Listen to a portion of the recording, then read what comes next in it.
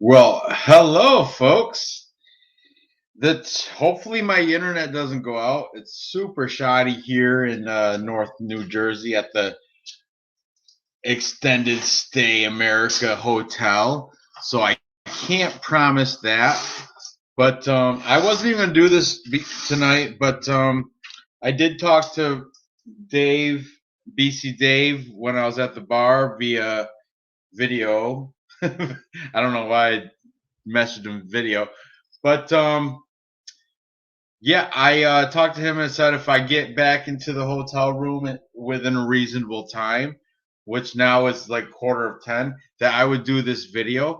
So I'm gonna go over the fights. I didn't get a chance. I like in the background without noise. I did see the face-offs, but I didn't get the chance to watch them like I'd like to with words, especially.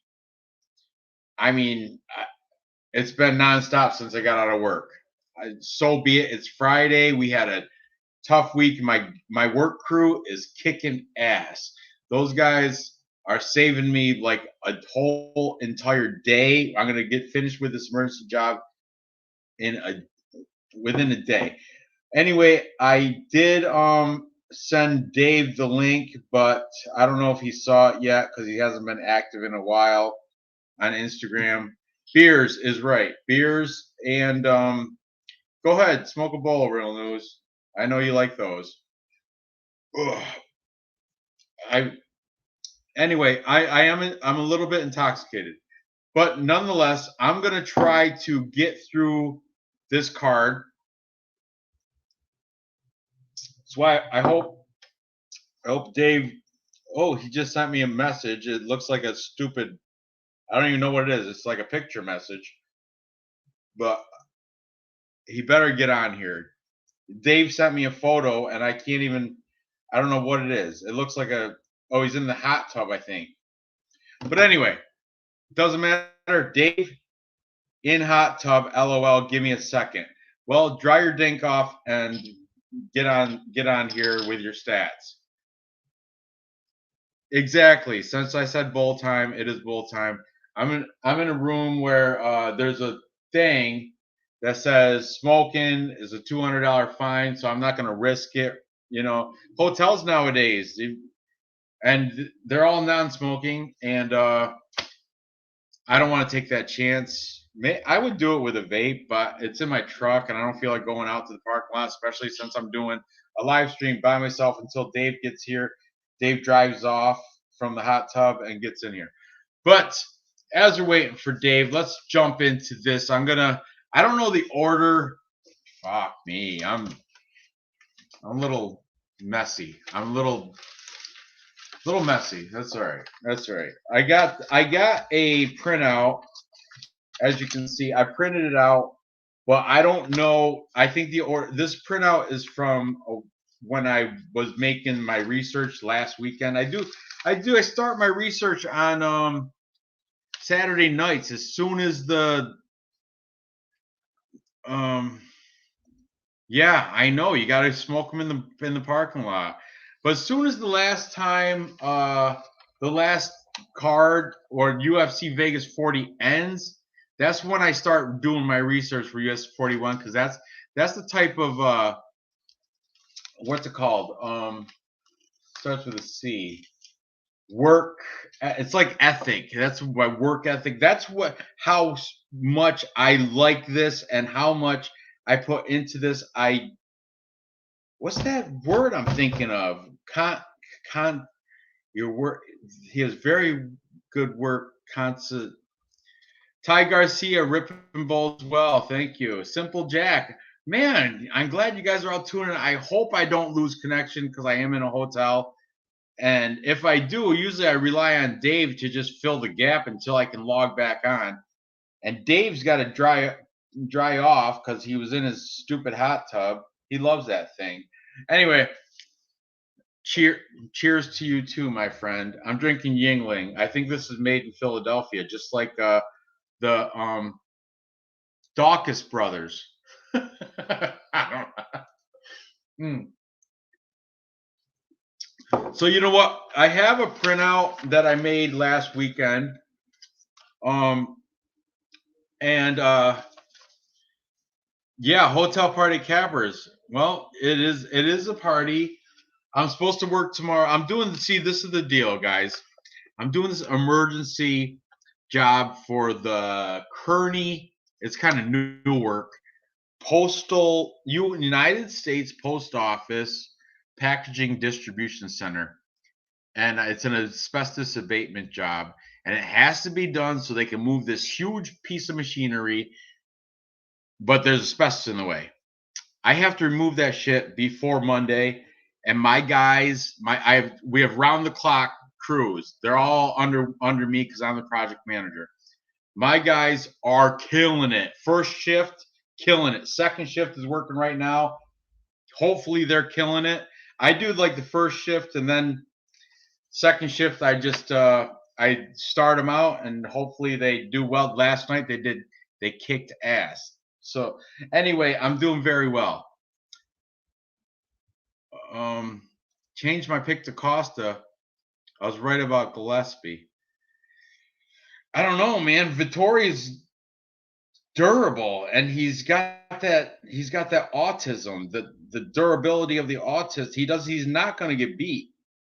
He might get, if he loses, it's going to be by decision. But anyway, we'll get into that. I'm going to go through the entire card in this order, the order that I have. So it might not be the right order. I'm sure it's not, because it starts out with Staropoli versus Pickett, and I know that's not the first fight. First fight's Random Marcos, isn't it? And come on, Dave, dry your dink off and get on this show so you can guide me. I do have plenty of. Congratulations, Jack, Simple Jack. Your dad just retired from the post office. 18 years old till 62. Yeah, I've been working the post office for 4 days, and I saw the workers in there, and I'm like, man, you guys got to see these same walls every single day. In a way, it's good, because there's no change. My job, though, I see a new view every single job, like every week or two, however long it takes me to finish a job. I'm on a different job. I see a whole new. I have an office where I see the same four walls, but when I'm out in the field like I am now for these emergency crap, I love my job. I do. I love it. It takes me around the whole Northeast pretty much. I could go down south, but I'd rather stick to the Northeast region. That's my region. And anyway, let's stop talking about my work. Let's talk about fights. Okay, I'm just gonna go in the order that I have. Okay, at least until Dave dries off and gets in here. All right, so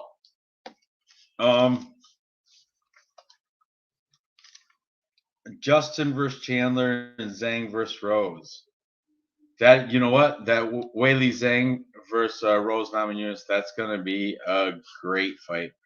Because you know what? Zhang was out of her element. There's people booing her. She's not used to that. And in Florida, when she lost, not to get off topic, but screw it. It's Friday night and I'm drinking. I got to be at work at 7 tomorrow, but I'm the boss, so good luck. I just show up. I can show up and just delegate my duties, and as long as I keep that logbook intact, and pushing a pen is not that hard. It just takes a little time. Anyway, let's get into these fights. Okay, so I'm going to open up with. Hold on, I'm going to open up my doors so I can have my coworkers come in here. I told them I got to do a video, and they're like, whatever, do it. Whatever, do it. What's up, Anthony? Tony Baloney? Tony Baloney. I'm doing a live stream. I got a YouTube channel. I didn't tell you that, did I? Oh, yeah. Yeah. Where's the boys? Where's the other boys? I didn't know you were doing all that. I thought, see you, man. So you turn your AC on. Go ahead, rocket. It's Yeah, right there. Where is it? Where is it? It's right behind you. That's No, the this is temperature right. control. No, it's not. What the fuck is that? That's a All right. thermostat. I'll pay you $1,000 for an outfit. What the fuck is it then? All right, look. That's funny. That's all. Right here. What do you yeah, want? Yeah. 65? Is that cool enough? Yeah. Cool enough for you? Where's Brad and Jimmy? Read. 351? Not there. Miles isn't here yet, is he? That's coming over, bro. Oh, not yet. It's gonna be be fucking. Yeah. 40 minutes. I gotta do a live video. I gotta do a stream for YouTube. Oh, yeah. So anyway, the first fight we're gonna talk about. Yeah, You want? I'm UFC fighting. There you go. I don't do it, but I bet it, and I bet it pretty well. No, you don't. Yes, I do. I do very well. I'll What kick room are your you in? ass. Tony Bloney, My 322. false ass will fucking I'll beat your get in touch with you when You're Miles fucking- gets here. My false ass will beat your ass. Get out of here, Polak. All right. So back to this. Back to this. I don't know much about Ricky Glenn, but he looks like a Russian KGB agent. He sure does. Ricky Glenn. He looks kind of reminds me of the guy from Matrix, the dude with the bad guy. But I don't know. Ricky Glenn's a weirdo because why would you change your name from Rick to Ricky because your dad's girlfriend's name was Ricky and you couldn't? I don't know. It's a messy story. But anyway, we're going to get into that as well as the rest as soon as Dave finishes. But I'm going to start ahead of him. I'm going to start with, since I already went through this before with other, like 2 weeks ago, we're going to talk about Laureano Staropoli versus Jamie Pickett. That's my first fight I'm going to talk about, okay? And yeah, there is going to be interference from my work crew. They're going to be in and out. My door's unlocked. I said it's always open for you guys. It's Friday night. We all went out after work today. After a good, hard 12-hour shift, we went out and had some beers and shots and dinner on me because I was awarding my worker. I'm the boss. You think Molina's El Jefe? No. This motherfucker's El Jefe. And El Jefe bought dinner and drinks for his crew for doing a good job. And that's why I'm a little bit intoxicated. And it didn't stop. So it's still on. Yeah, it's in Eastern time. It's 4 minutes till 10. And the party continues. Anyway, we're going to talk about Laureano Staropoli, Jamie Pickett. Okay. I know it's not in order, but so be it. Be active in the chat about this fight and the fights as I talk about them, okay? So right now we're talking about the middleweight fight between Pepe, Laureano Staropoli, and the Night Wolf, Jamie Pickett. Laureano Staropoli, according to my research, is can you show them on screen? Who? My workers? They don't want it. They're anonymous. But I can show you the Capper comparison picks for the fight. I'll show you that on screen. Here you go. Okay. As you can see, we got Laureano Staropoli was almost a full Capper consensus, but Burt MMA picked Jamie Pickett. Okay. And here's the stats I got. Staropoli was a minus 240, as you can see, minus 240 favorite. Jamie Pickett plus 205 underdog. Jamie Pickett I'm having Insta issues. What the fuck's that mean? Insta issues. Just click the damn link and come on to the show. Do I gotta invite you again? All right, look. Copy to clipboard. You know what? This is gonna fuck up my whole stream now because as soon as I open up another tab, it's gonna be all right. I'm gonna try to resend it on my laptop, but God willing, because this last time I did this, it cut me off the live stream and you had to take over. But here we go. Okay. BC Dave, active now. Paste. There you go. There you go. Click that motherfucker, would ya? Click it. Click it. Simple Jack. You want to French inhale. If I could smoke in my room, I would show you. I could do it. Right through the nose. That's how you do it.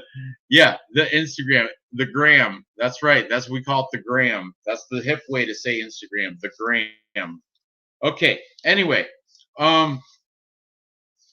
as I was saying, Jamie Pickett. Who's I talking about? Jamie Pickett or Staropoli? Is it Staropoli or Staropoli? Interesting. Staropoli, L'Oreal Staropoli is the favorite. The odds I wrote down and bet on were -240 for Staropoli. James Pickett was there he is. About time. Thank you, Dave. About time. You got all the hot tub and dried off and all that good shit. What the hell you want, man? Give me no notice. I got it. I'm like, if I have time, I'm gonna do it. I'm back. Okay. I know the order's out of the way, but I've already started L'Oreal Staropoli and Jamie Pickett because I've covered it before. Okay. So I know it's not the first fight on the card, but we're starting with that one. All right. Okay. Good. Yeah. No, I'm good with whatever you want. Okay. And just FYI, if I lose connection, you got to take over because that probably will happen. I'm at the Extended Stay America across from MetLife Stadium. Anyway, Pepe Staropoli is coming off a loss to Roman Dolidze. You can't put a fade on that because Roman Dolidze is a contender. He's good. And before that, he lost to Tim Means, also good. And before that, he lost to Muslim Salikov. Yes, he lost 3 in a row. But Jamie Pickett, not much better because he lost 2 in a row, and one of them was to the Beverly Hills Ninja, Jordan Knight, who Jordan Knight, I think, is a silver spoon baby that cheers. Absolutely. Cheers.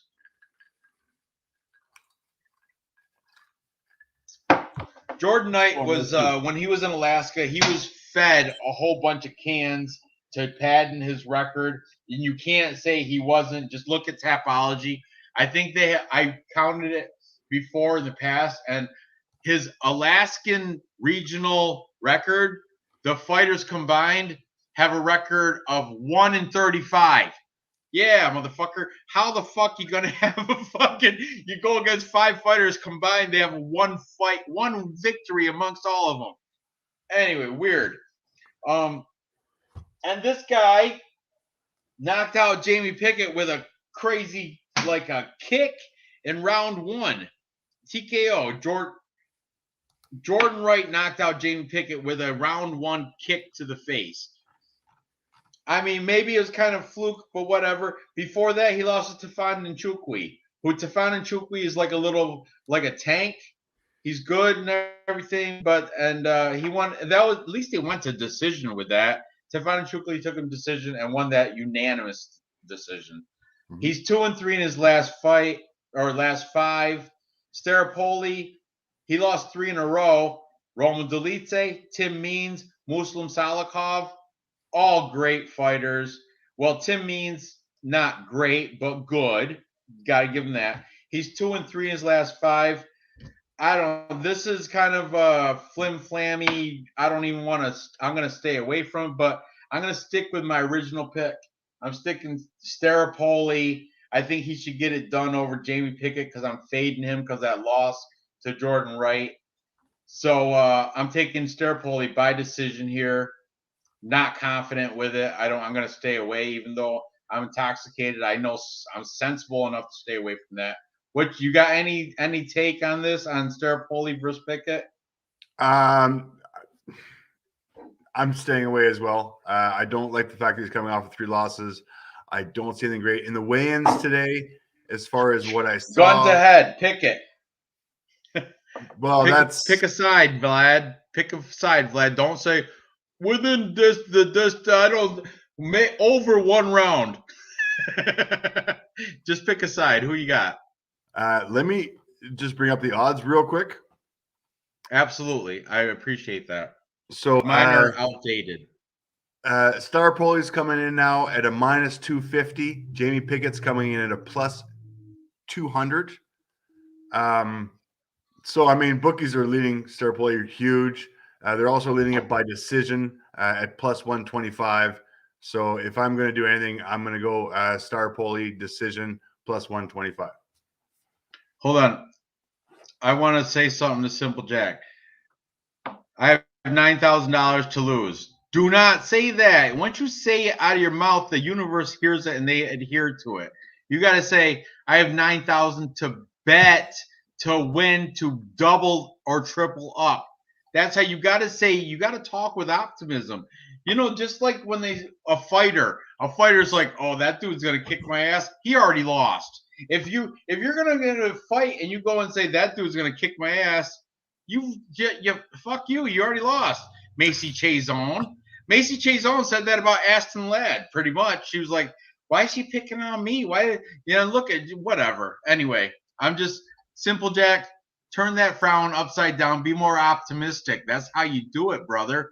It's manifesting. You got to manifest this shit. You got to get that universal vortex spinning in the right direction. I may be intoxicated, but I do talk the sense. Anyway, here we go. So what did you say? You're on Staropoli too, right? Staropoli by decision, half a unit, just for fun. What's that prop payout by points? Plus 125. Good enough for me. That, you know what? That's what I picked anyway. By decision. See that? The big DEC. Yeah. And DEC. Half unit brings me to 281.25. You know what DEC stands for, Dave? What's that? You know what DEC stands for? DUC? DEC? By decision.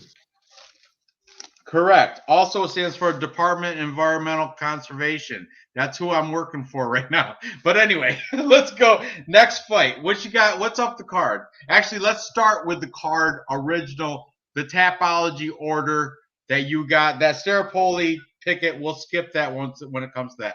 Isn't it Random Marcos opening the card?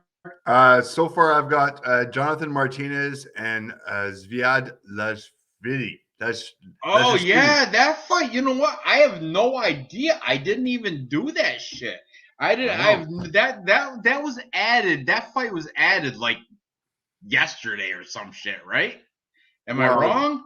Aren't you lucky that I did a whole bunch of research on this shit? I am lucky for you. And I watched a whole bunch of videos. And I appreciate you, Dave. I appreciate that you do this because I did not, and I have no idea about Vladishvili. It's not even Vladishvili. What's his name?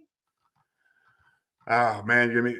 Okay, Yeah. Zviad. So Zviad Lashvili. Not to be confused with who? Isn't there another Vladishvili? No, there is. Yeah, there is too. It's spelled completely I know there differently. is. So, people in the chat know there is too.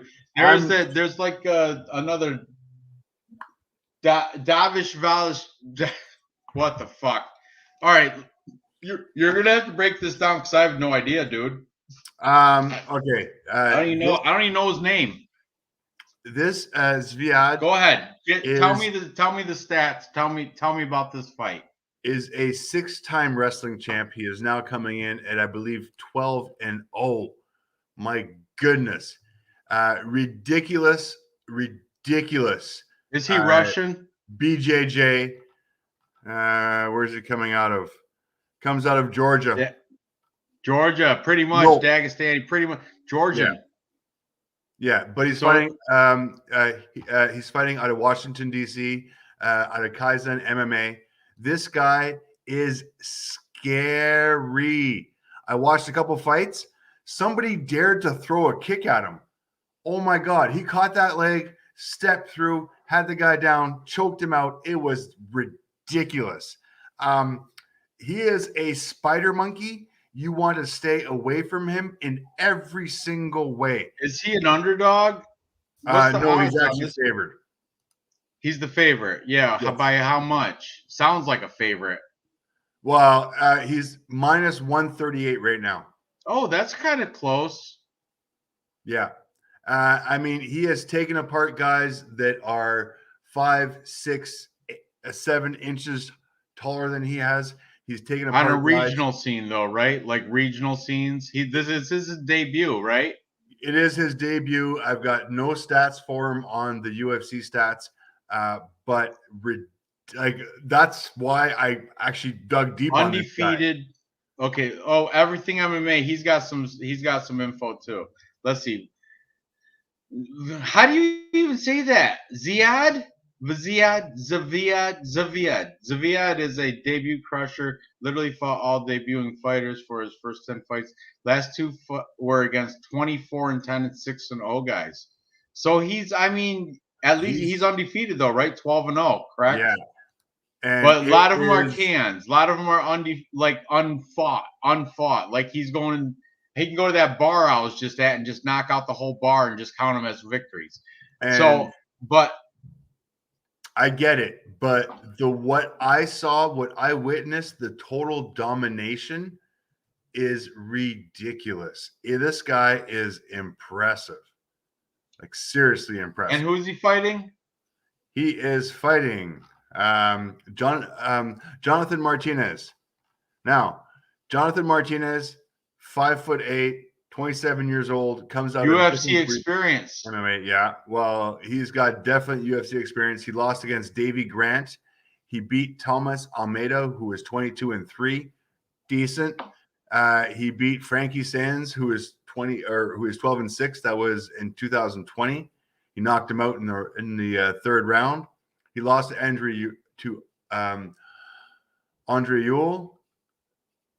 If not, he's beaten Pingguang Li, Biren. Like this is all. He's got better experience, way more experience, better resume, better fight. Yeah. So this is a toss up, and he's the underdog too, Martinez. Very much so, yeah. By how much? Very much so. Plus what? What is he? I've got him at a plus 110 right now. That's a coin flip. It's not great, but I mean, this little guy from Georgia, does he ever have amazing wrestling? He's got amazing rear naked chokes. He's got amazing ground game. And what kind of, hang on, let me hit the stats here for,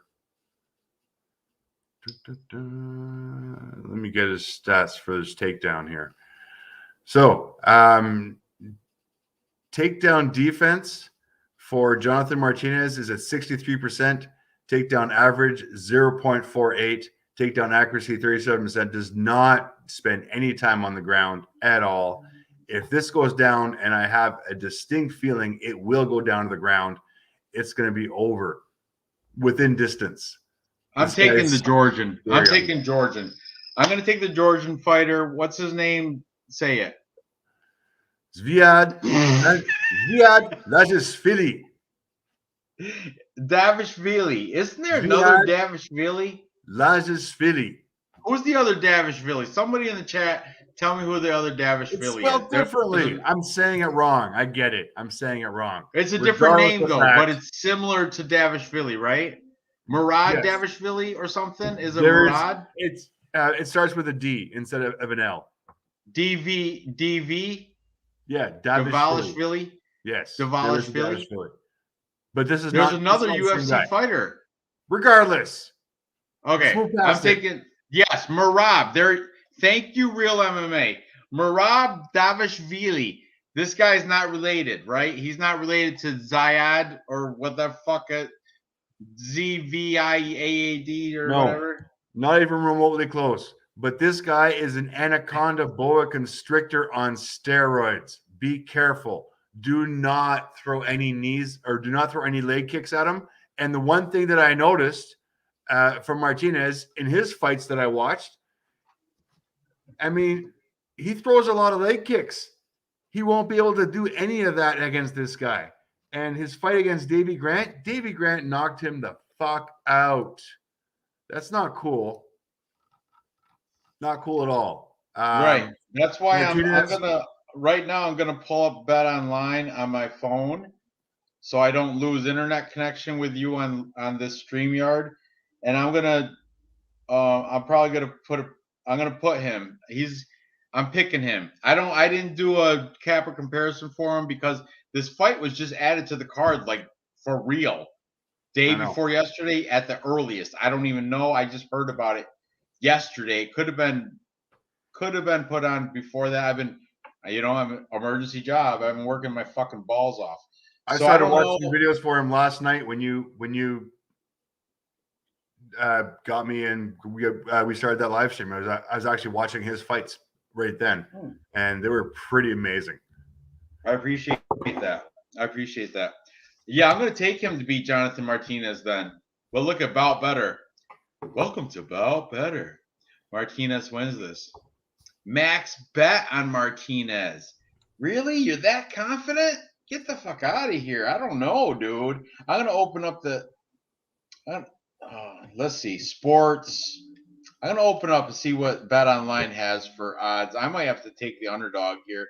He's undefeated. Yes, undefeated. After you're done with your bong hit, let me know if he's undefeated. In my eye. Okay. My eye. Yeah, my brown eye. That means my asshole, Dave. He is okay. He is 13-4. He is 13-4. Has not fought January, March 13th against Davey Grant, where he got knocked the fuck out. How do you say that first name? Is it Viad or Ziad? How the fuck do you say that? Zviad. How do you pronounce? And it's not Davishvili. It's Lazishvili. That's what I said.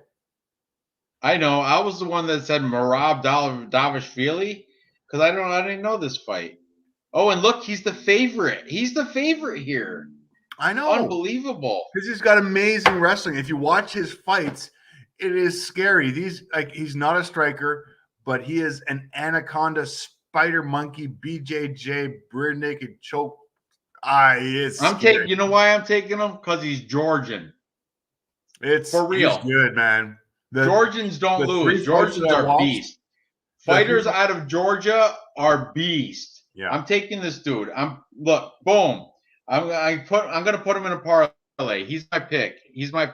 Is he your pick, or are you gonna take Jonathan Martinez with the UFC experience? I'm definitely taking Zviad. He is, from what I saw. No, seriously. From what I saw, he is an anaconda. I know. I was just laughing at your on steroids. Of his name. I wonder how Bruce Buffer is going to say it. And by the way, every single fight that he fought against were guys that were way bigger than he was. So I mean, the size difference doesn't even scare me.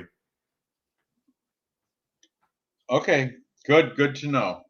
What's your next fight? Randa Marcos? Lavinia Souza. Yes. Okay, I do have notes on that one. Okay, we've got Lavinia Souza, Randa Marcos strawweight fight. That's 115 pounds for all you that don't know about strawweight. With Lavinia Souza, the Brazilian gangster, she's coming off a ground and pound round 1 loss to Amanda Lemos.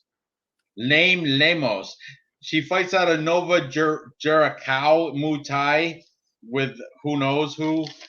Randa Marcos, actually, I have her written down as TriStar. I heard from a capper, it's no longer TriStar. She moved down to She's done a different gym. I wanted maybe Alliance. I don't know, but she definitely moved out of TriStar. She moved out Texas fighting with Travis Luter. Travis Luter, BJJ. There you go. I haven't heard that for a while. Randa Marcos out of Luter, but Randa Marcos coming off of 4 straight wins, and she's got more losses than she has wins in her professional record. She's 10, 11, and 1. 4 straight losses. Everything MMA is saying the only way she wins is by a robbery. Okay, let's be honest here. So this girl, her last fight, she didn't really lose. I mean, yeah, it was. She did an illegal up kick, right? Yeah. Kind of like how Petro Yan lost to. Yeah, I know. I agree with you. I agree with you there. All right. And by the way, this is also the last fight on her contract. So she has some Yeah, it is her last fight in a contract extreme motivation before she drops down to Invicta. Yeah, or yeah, maybe. Dude, Lavinia Sue's only lost 3 times. I know she's not the greatest fighter, but you got to think she's only lost 3 fucking times. She lost to Amanda Lemos, which is not a good look because it happened ground and pound round 1. But still, listen to this. They have a common opponent in Ashley Yoder, okay? They both fought Ashley Yoder.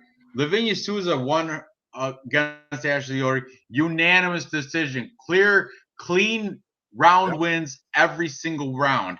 Randa Marcos, she won by split decision against Ashley Spider Monkey Yoder. Split decision means one of those judges picked Ashley Yoder.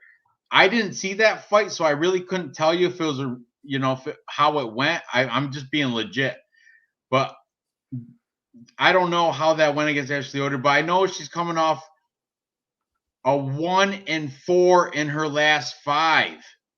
1-4, dude. She's it's not looking good for the Iranian. I'm taking the Brazilian here. I'm going to take the Lavinia Souza, the Brazilian gangster. I think Randa Marcos has seen her best days, and she's 36. Lavinia Souza's 30. Lavinia Souza, 30 is prime. 36 is creeping out of the prime. After 35, you're going downhill. That's just how it goes, especially for strawweights in female MMA. Strawweight is 115. It's not like you can be over 35 if you're heavier. Not at 115. You need that speed. You need that quick reflex. Lavinia Souza is going to win this. I'm kind of confident with it. What's the odds? Minus 138 for Lavinia Souza, plus 110 for Marcos. That's right. That's how what it should be. That's what it should be. I think Lavinia Souza is going to win this. I think it'll be a decision. Randa Marcos will give it her all because she, like you said, last fight in her contract, correct? Correct. She's going to give it everything she's got, but I don't think she's got enough to. But let's play this out honestly. She got knocked out by Amanda Lemos. Yeah, I get it. But is Randa Marcos going to have enough power to knock her out? Probably not. If this goes to the ground, who's got the advantage here? I'm going to go with the Brazilian. As far as control goes, as far as striking goes, I think the striking is pretty much a wash. Let me just, before I speak out of my ass, let me pull their stats up. Strikes landed per minute 2.06 compared to 2.87. Strike absorbed per minute 3.3 against 3.27. So the striking on these guys is going to be a wash. Souza's the favorite, the better, right? Yeah, if it goes down to the ground, Souza's got the advantage. I do not see Marcos knocking this girl out, and that's the only way Marcos is going to be able to win this fight. It's going to be a dominant control fight, whether it's on the ground or whether it's standing up. Souza all the way. Definitely happy to put her in her parlay with this one. Ratchet says Marcos or pass. He's a dog or pass. You know what? It's not really a dog at plus 10. What is he? Plus 110. It's barely a dog. I'm taking Souza, and I think Souza would beat Randa Marcos 7 times out of 10. If they fought 10 times, Lavinia Souza would win 7 times at least. Let's move on. This is Randa Marcos's last time out. I mean, 36 years old. Yeah, I get it. She's been training with some decent people. You know what? To be honest with you, don't care about either of these old bitches. No, I agree. I don't care about either of these old bitches. I'm going to take the Brazilian gangster though. Randa Marcos, I mean, she had her time and she didn't capitalize on it. She's 1-4 in the last 5. She's on a 4-fight losing skid. She's out the door. She's already halfway out the door. You know, they're gonna push her the rest of the way out with Lavinia. Lavinia Souza's lost 3 times in her whole career. Randa Marcos has more losses than she does have wins. How is she even in the UFC? You know what I mean? Anyway, what's next? What you got next? Jesus. Moving up the card. I'm under pressure. We have Jeff Molina against Daniel Da Silva. Oh, El Jefe. El Jefe. El Jefe Jeff Molina is the favorite here. I have it written down at -175. It's probably gone up a little bit. Money, I'm sure it's come on him. Daniel Lacerda, the underdog, is +150. But get this. You have Tapology open on your shit? I do. Daniel Lacerda, if you look at his Tapology, all his wins by finish. Never goes a decision, correct? For who? Daniel Lacerda, Miojo. Da Silva. Daniel Da Silva? No, Lacerda. Are you talking about Jeff Molina, Daniel Lacerda? I'm talking about Jeff Molina against Daniel Da Silva. What happened to Lacerda? He's out? What happened with that fight? Am I out of the loop or something? I'm not. Hang on. Let me find out.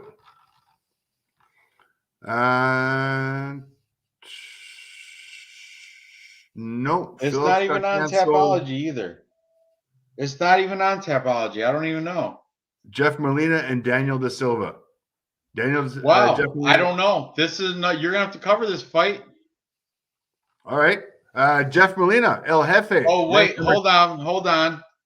He has 2 names, Ranj. He's got 2 names. Da Silva, Lacerda. What the fuck? What's that Da Silva guy's record? Is it 11-1? Yes, it is. All right, it must be the same guy. Lacerda, Da Silva. What the fuck? Now I want to fade him. But anyway. If you look at the dude's record, does he have 11 finishes of all his victories? Go through. Let me see. He's got a win, TKO round 1 in Chuto, Brazil, 108. Armbar round 1, Mr. Cage, 39. Win, triangle choke round 1. Da Silva combat, 14. You don't got to say the promotion. Just tell me if he's got wins, all finishes. Correct. I've got wins back until 2018 for finishes. That's exactly why I'm picking him. I did Daniel Lacerda Da Silva, whatever.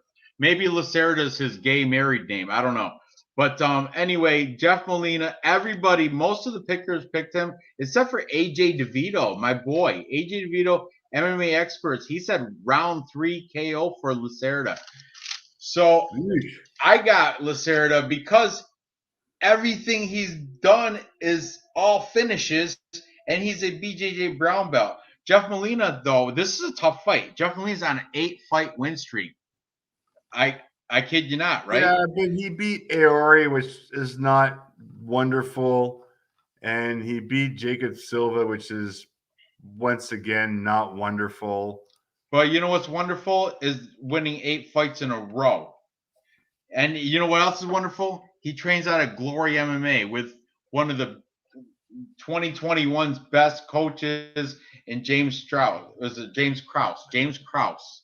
I'm not going to argue with you. I think this guy has been pretty much handpicked. I think Daniel Da Silva has been handpicked for Jeff Molina's rise to fame, if that's what you want to call it. We're not calling him Da Silva anymore. His name is Daniel Lacerda. I don't know what the fuck that. Wow, Da Silva. That why? What the fuck is that? Now I really that's bugging the shit out of me. And you know what? This Daniel Da Silva Lacerda. This is UFC debut against a 8-fight win streak UFC El Jefe boss. Yeah. El Jefe means boss. So I think I might flip my pick. How did you look at the weigh-ins and face-offs? Yes, I did. Nothing outstanding on these guys. Did anybody miss weight today? Well, I mean, we'll talk about it later, but Costa missed it by 30 pounds. If you really What? want that. Really? Well, no, Costa weighed in at 205. The fight was supposed to be at 175. Come on. Really? Is that? Are you shitting me? No. Wow. I didn't. Like I said, it was when I was at the bar. It was on the TV, but I couldn't hear it, and I was doing what I'm doing now. So I didn't really.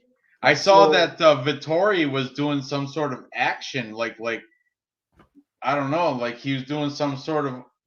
Okay, I saw a little. The fight was originally supposed to happen at 175 pounds. 48 hours before the fight, the fight teams contacted each other, said they were not going to be able to make the weight at 175. Could we do 185? Vittori then said, yes, of course we can do 185. Let's keep this on. By the way, Costa's a bitch. Keep it going a little bit. 24 hours later, Vittori gets a phone call. Hey, we're not going to be able to make 185. Let's do 205. Vittori's What like, did he weigh in at? What did it cost to weigh in at? So Costa weighed in at 204.5 pounds. What did Vittori weigh in at? 205. Did he? So Costa, like the true gentleman that he is, weighed in half a pound underneath what he was supposed to. And Vittori had an extra steak, I guess, and some extra mashed potatoes and Good gravy. for him. We'll talk about it when we get there, but I'm all over Vittori. So anyway, yeah, I do. I like Marvin Vittori. I like him a lot. But anyway, that's crazy. I didn't even know all that because I couldn't. Like I said, I really didn't have a chance to watch the weigh-ins and face-offs with sound. I could view them while I was eating and drinking. So back to where we're at. Jeff Molina, Daniel Lacerda. I'm going to take the underdog. Daniel Lacerda's the Silva, whatever. He's the underdog, correct? Plus 150? Daniel Lacerda is definitely the underdog, yes. Plus what, 150? Yeah. Yeah, I'm going to take him because everybody that he's beat, he's finished. I love that. I love that. I don't care if they're regional guys, unless they might be cans, but how else you going to do? How else you going to beat cans? You got to finish them. He didn't go to decision with them, none of them. He's 11-1. What's his one loss? Is to Edelson Alves by injury in round 1, meaning he popped his shoulder out or something. Yeah. So he had an injury. That's not like he quit. It's not like he lost. He had an injury, meaning he couldn't go on because of his dislocated or broken something. Okay, that's the reason. Everything MMA is correct. I made a mistake. Paulo Costa weighed in at 204.05. Vittori weighed in at 204, not 205. It don't matter. It don't matter. I know, but still, I'm still taking Marvin Vittori to the end. But anyway, in this fight that we are talking about, look, everybody in the chat's even talking about the cost of Vittori. We're not there yet, guys. Come on. Daniel Lacerda da Silva, Mr. Two last names. That's fucking me up. I really hate taking him because he got two last names, but I think he's gonna upset Jeff Molina, and I'm plus money junkie. I'm gonna take him within distance. That's my pick. Who you got for this? You got Molina, El Jefe, or Lacerda? I don't like either of these guys. I'm staying away from this completely. I might put a hedge bet for plus money, but I don't like this fight at all. I'm not crazy about it. I haven't seen enough for these guys. On my back, bro. Call me. My duty's coming. All right.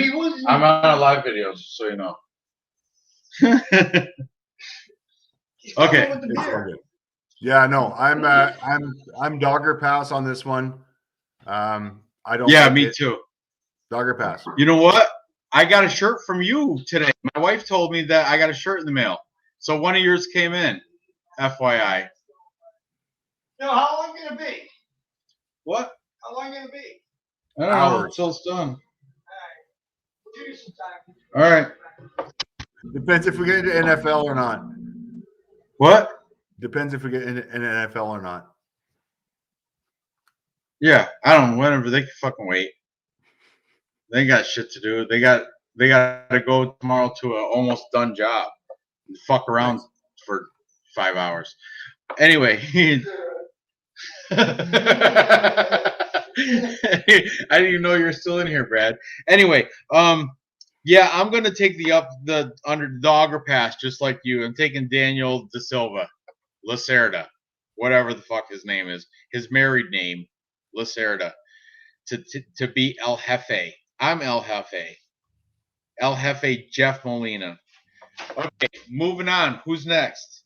We got Kama Worthy against Jai Herbert. All right. This is a good one because everybody in the world is on Jai Herbert. Now, let me talk about Death Star Worthy. Kama Worthy is the owner of Academy Pittsburgh. That's where he trains at. He's been to decision 4 times in his pro career.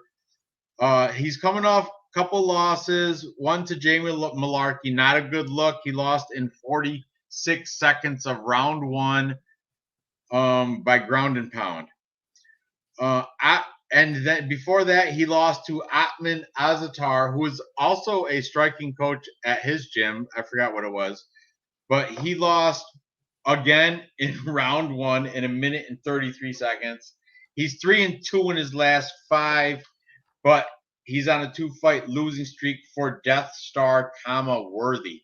Now, Jai Herbert on the other side, also coming off back-to-back losses. He lost to Renato Moicano, a beast.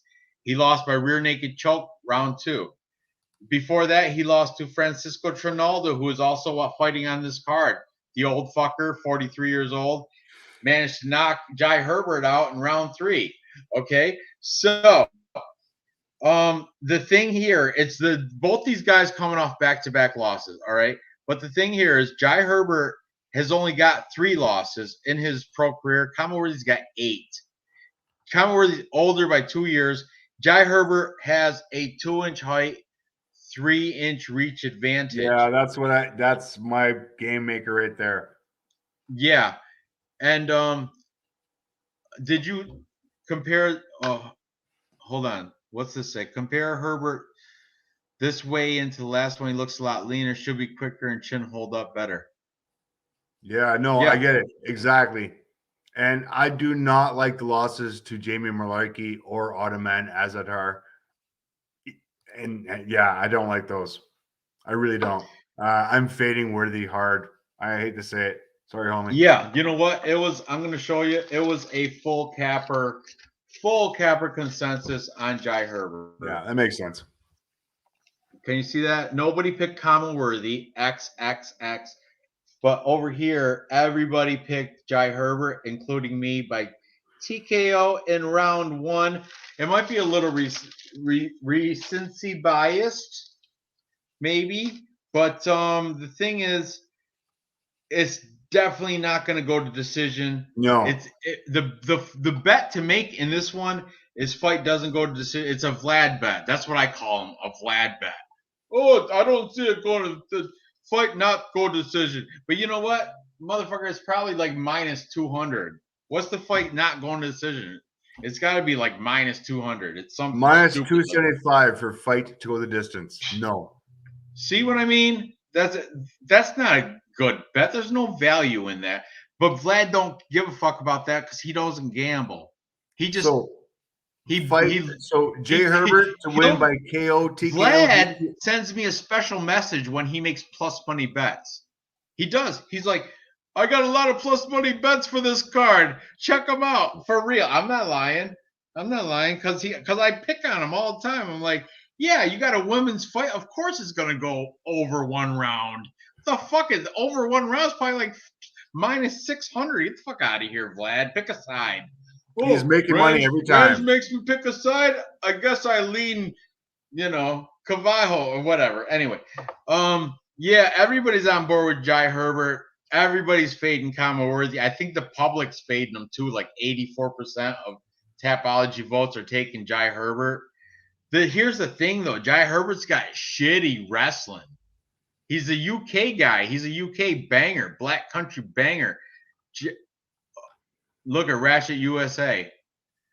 Plus 500 by TKO for Jai Herbert. That's a good value right there. I have But you know plus what? 110. Kama Worthy, if he has any type of fight IQ, he's gonna want to take this motherfucker to the ground because that's Jai Herbert's got holes in his ground game, big holes. Like Yep.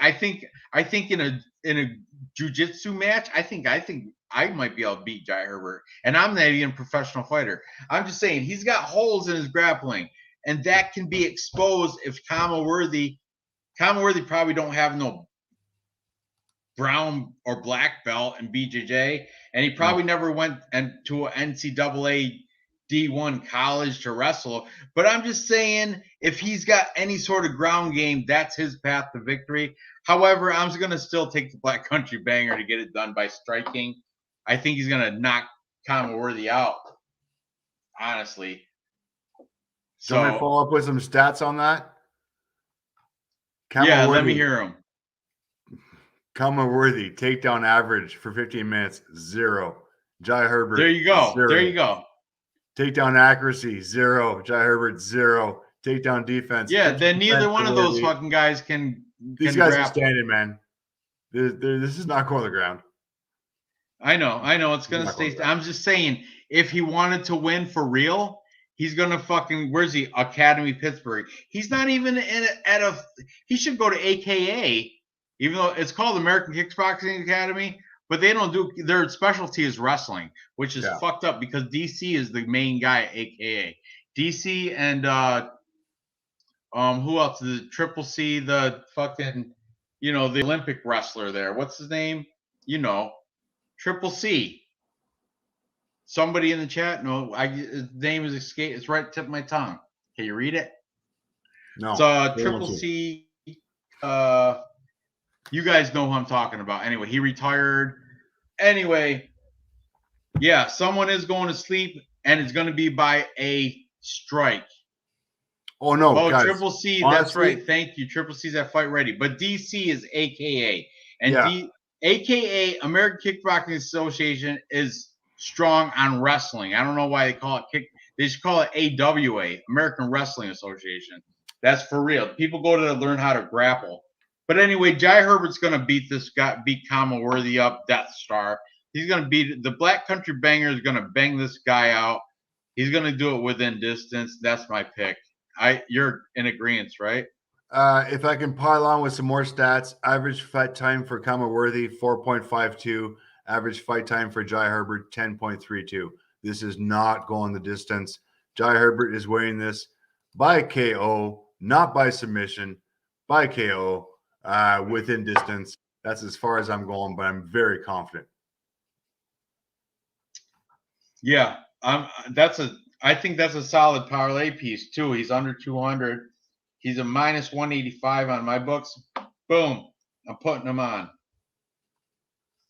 I'm putting him on my I'm right now, as we're talking, I'm going to make a full card lotto ticket perfect parlay.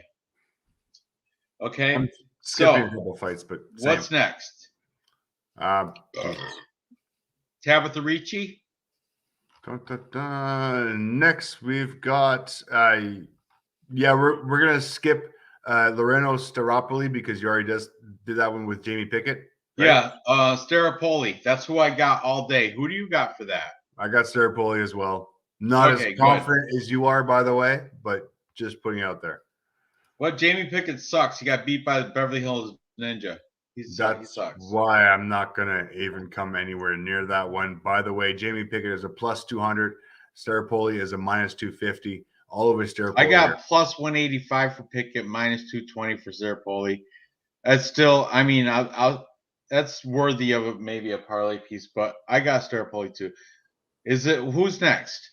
Tabitha Ricci and Maria Oliveira. This is the one I want to talk about because, Tabitha Ricci, she's beautiful, okay?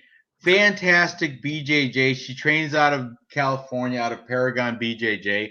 She's Brazilian. She's gorgeous. Brazilian. She's fucking beautiful. She's got an awesome nickname, Baby Shark, Shark, Shark, duck, doot, doot. She's, 4-1 her last 5. She's 5-1 overall. Her only loss is to Manon Fiorot, who everybody knows is a fucking beast, because last week she just I'm still salty about that stupid Manon. Who was it? She was sticking her tongue out, and I put money on her and shit. Like, what the fuck you doing? You sticking your tongue out? You're losing. How you gonna lose and stick your tongue out like you're fucking? Get the fuck out of here. I hate that girl now. What's her name? Myra Bueno Silva.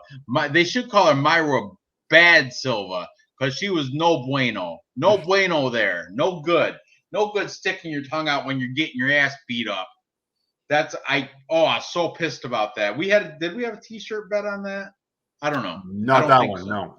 No, but anyway, that was my redeemer bet. That was like, I'm going to tell all you guys, because everybody in the world had Manon Fiorot, and they should have, but I had faith in Mayra Bueno Silva, and she let me down because she didn't fucking throw a fucking punch. She just absorbed them and stuck her tongue out like she's the female version of Nate Diaz, but not as cool because she's getting her ass beat. I'm salty about it right now because I'm drinking. Salty about it right now. I'm done talking about it. Anyway, new respect for Manon Fiorot until she fights somebody that's decent, which Mayra Bueno Silva is no bueno.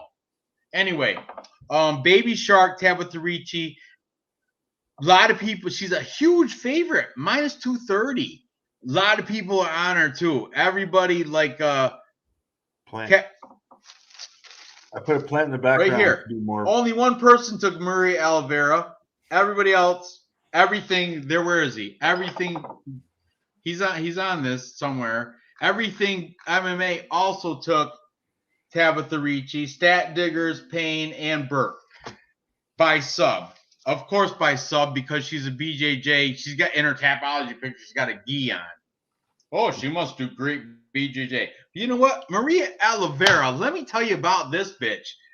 It might be her UFC debut. I'll give you that. It's her debut. But let me tell you who she trains with. Tabitha Ricci trains with nobody. At Paragon BJJ, she trains with a couple low-level dudes that don't even have a fucking name in the UFC. They're all fucking LFA, PFL, Combate. I don't give a fuck what. They're not UFC fighters. Paragon BJJ in Santa Barbara, California. Okay? Maria Oliveira. Let me tell you who she trains with. Estela Nunes. She got beat by Carnelosi, but still, Estela Nunes. Okay? Mariana Moraes. Mariana Moraes, decent. Carol Rosa. Rosa. And Jessica Andrade. I don't know if she's going to be Mbae. You are beautiful. You are a beautiful girl, isn't she? Anyway, Jessica Andrade, also out of Piranha Vale Tudo in Brazil. How can you not take this girl? She's a plus 200, right? What's your odds? Plus 220. Yeah, plus 220. No, she's plus 200. She's got a 7-inch reach advantage. Yeah. 5-inch height advantage. This is my definite dog pick of the entire card. Mm-hmm. Maria Oliveira is gonna beat Tabitha Ricci. I don't know if she's gonna knock her out, and I don't think it's gonna go. I think, you know what? I think it's gonna look like Rodriguez versus Mackenzie Dern. You know what I mean? Marina Rodriguez, Mackenzie Dern, same type of shit. Marina Rodriguez managed to keep it standing. She did go to the ground in round 2, but she survived. She didn't get choked out. This is the same, and this is not a 5-round fight. This is a 3-round fight. Maria Oliveira training with these girls like Jessica Andrade, who is just a short little pit bull woman. You know what? She's a fucking beast at 5'2" or whatever the fuck she is. And Maria Oliveira's got 7-inch reach, 5-inch height advantage. I can't see how Tabitha Ricci's a minus 260 favorite. The fuck out of here. Who is Tabitha minus Ricci 250. beat? Who is she beat? Look at her tapology. I She know. beat No, fucking those nobody. the odds are the no fuck good on this out of one. here. Maria Oliveira all day. I'm gonna double down on this bet right now. Actually, I'm not. I'm making the whole full fight parlay card. But boom, I'm hitting that number plus 220 on Maria Oliveira. I'm high on it because of her training, her fight camp, her preparation is you win through preparation.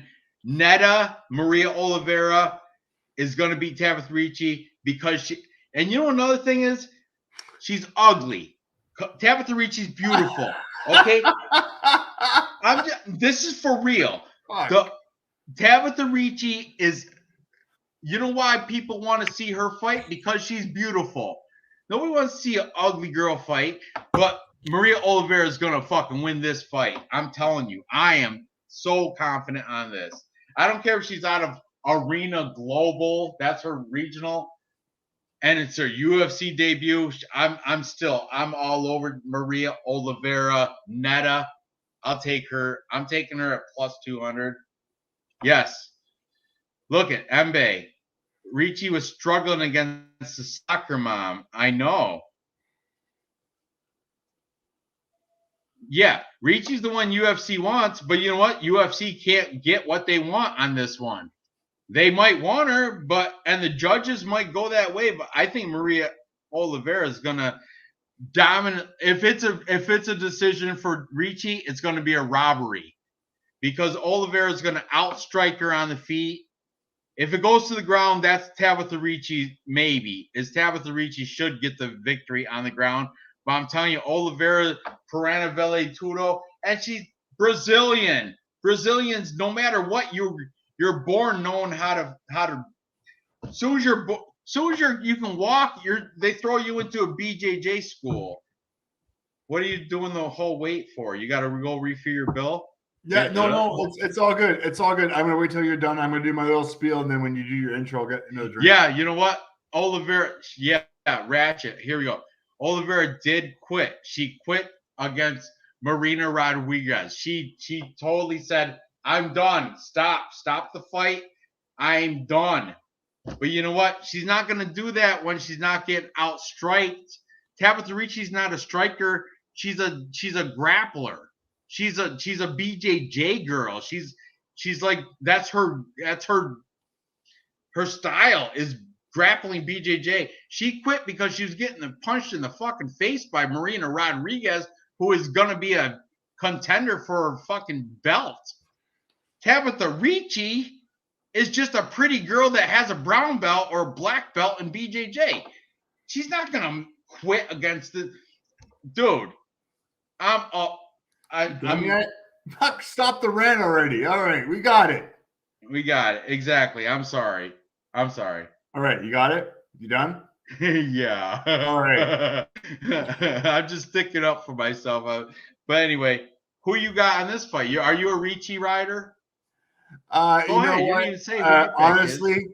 The only bet to make here as a degenerate gambler is Oliveira. Let's be honest. I think she's the up and comer, and what made my decision, I love this girl. Rodriguez would do the same to Ricci. I love Mbe. You're absolutely correct. If I wasn't married, I ask you to marry me right now because of that. Yes, Nick Alexander. I am very high on Oliveira. What made my decision was the standoff, and she has got such a height advantage, such a reach advantage. I think she's gonna be able to pick her apart, and I think the ground game is going to cancel each other out. I really see Oliveira coming ahead in this one. It's a dogger pass as far as I'm concerned, but I'm not big on betting this one. I'll put a half unit on Oliveira just for fun, but that's. I bet them all, dude. I bet them all. I bet every fight because I'm a fucking degen. I know. But yes, I do see Oliveira plus 200 is a definite good plus money junkie bet. She will not be in any of my parlays. I will put a half unit on it. just by itself, and that's all I'm comfortable with. Okay, moving on. What's next? Mason Jones, David Onama. Who? Right. Oh, this is the fight that was added on like Wednesday, right? Because somebody, Alan Patrick, bailed out, right? I didn't cover this one. I don't know. You're gonna have to do the bulk work on this. So I'm gonna go down the hall to one of my workers' rooms and get another beer. I'm gonna put you onto it. Open this up. I do have my pick.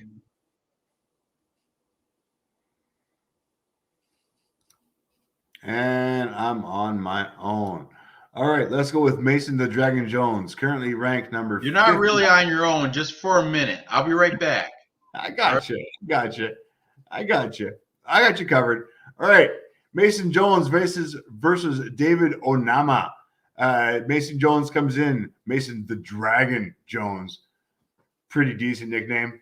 Ranked number 58 lightweight worldwide. Comes in at 10-1-0. His last fight was a accidental eye poke, so it was a no decision.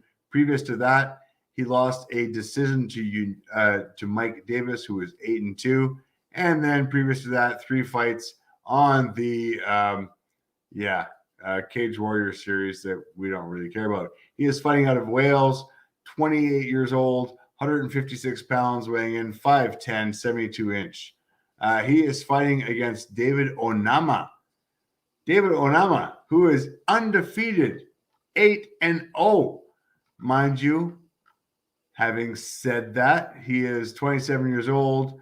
He's on an 18-win streak.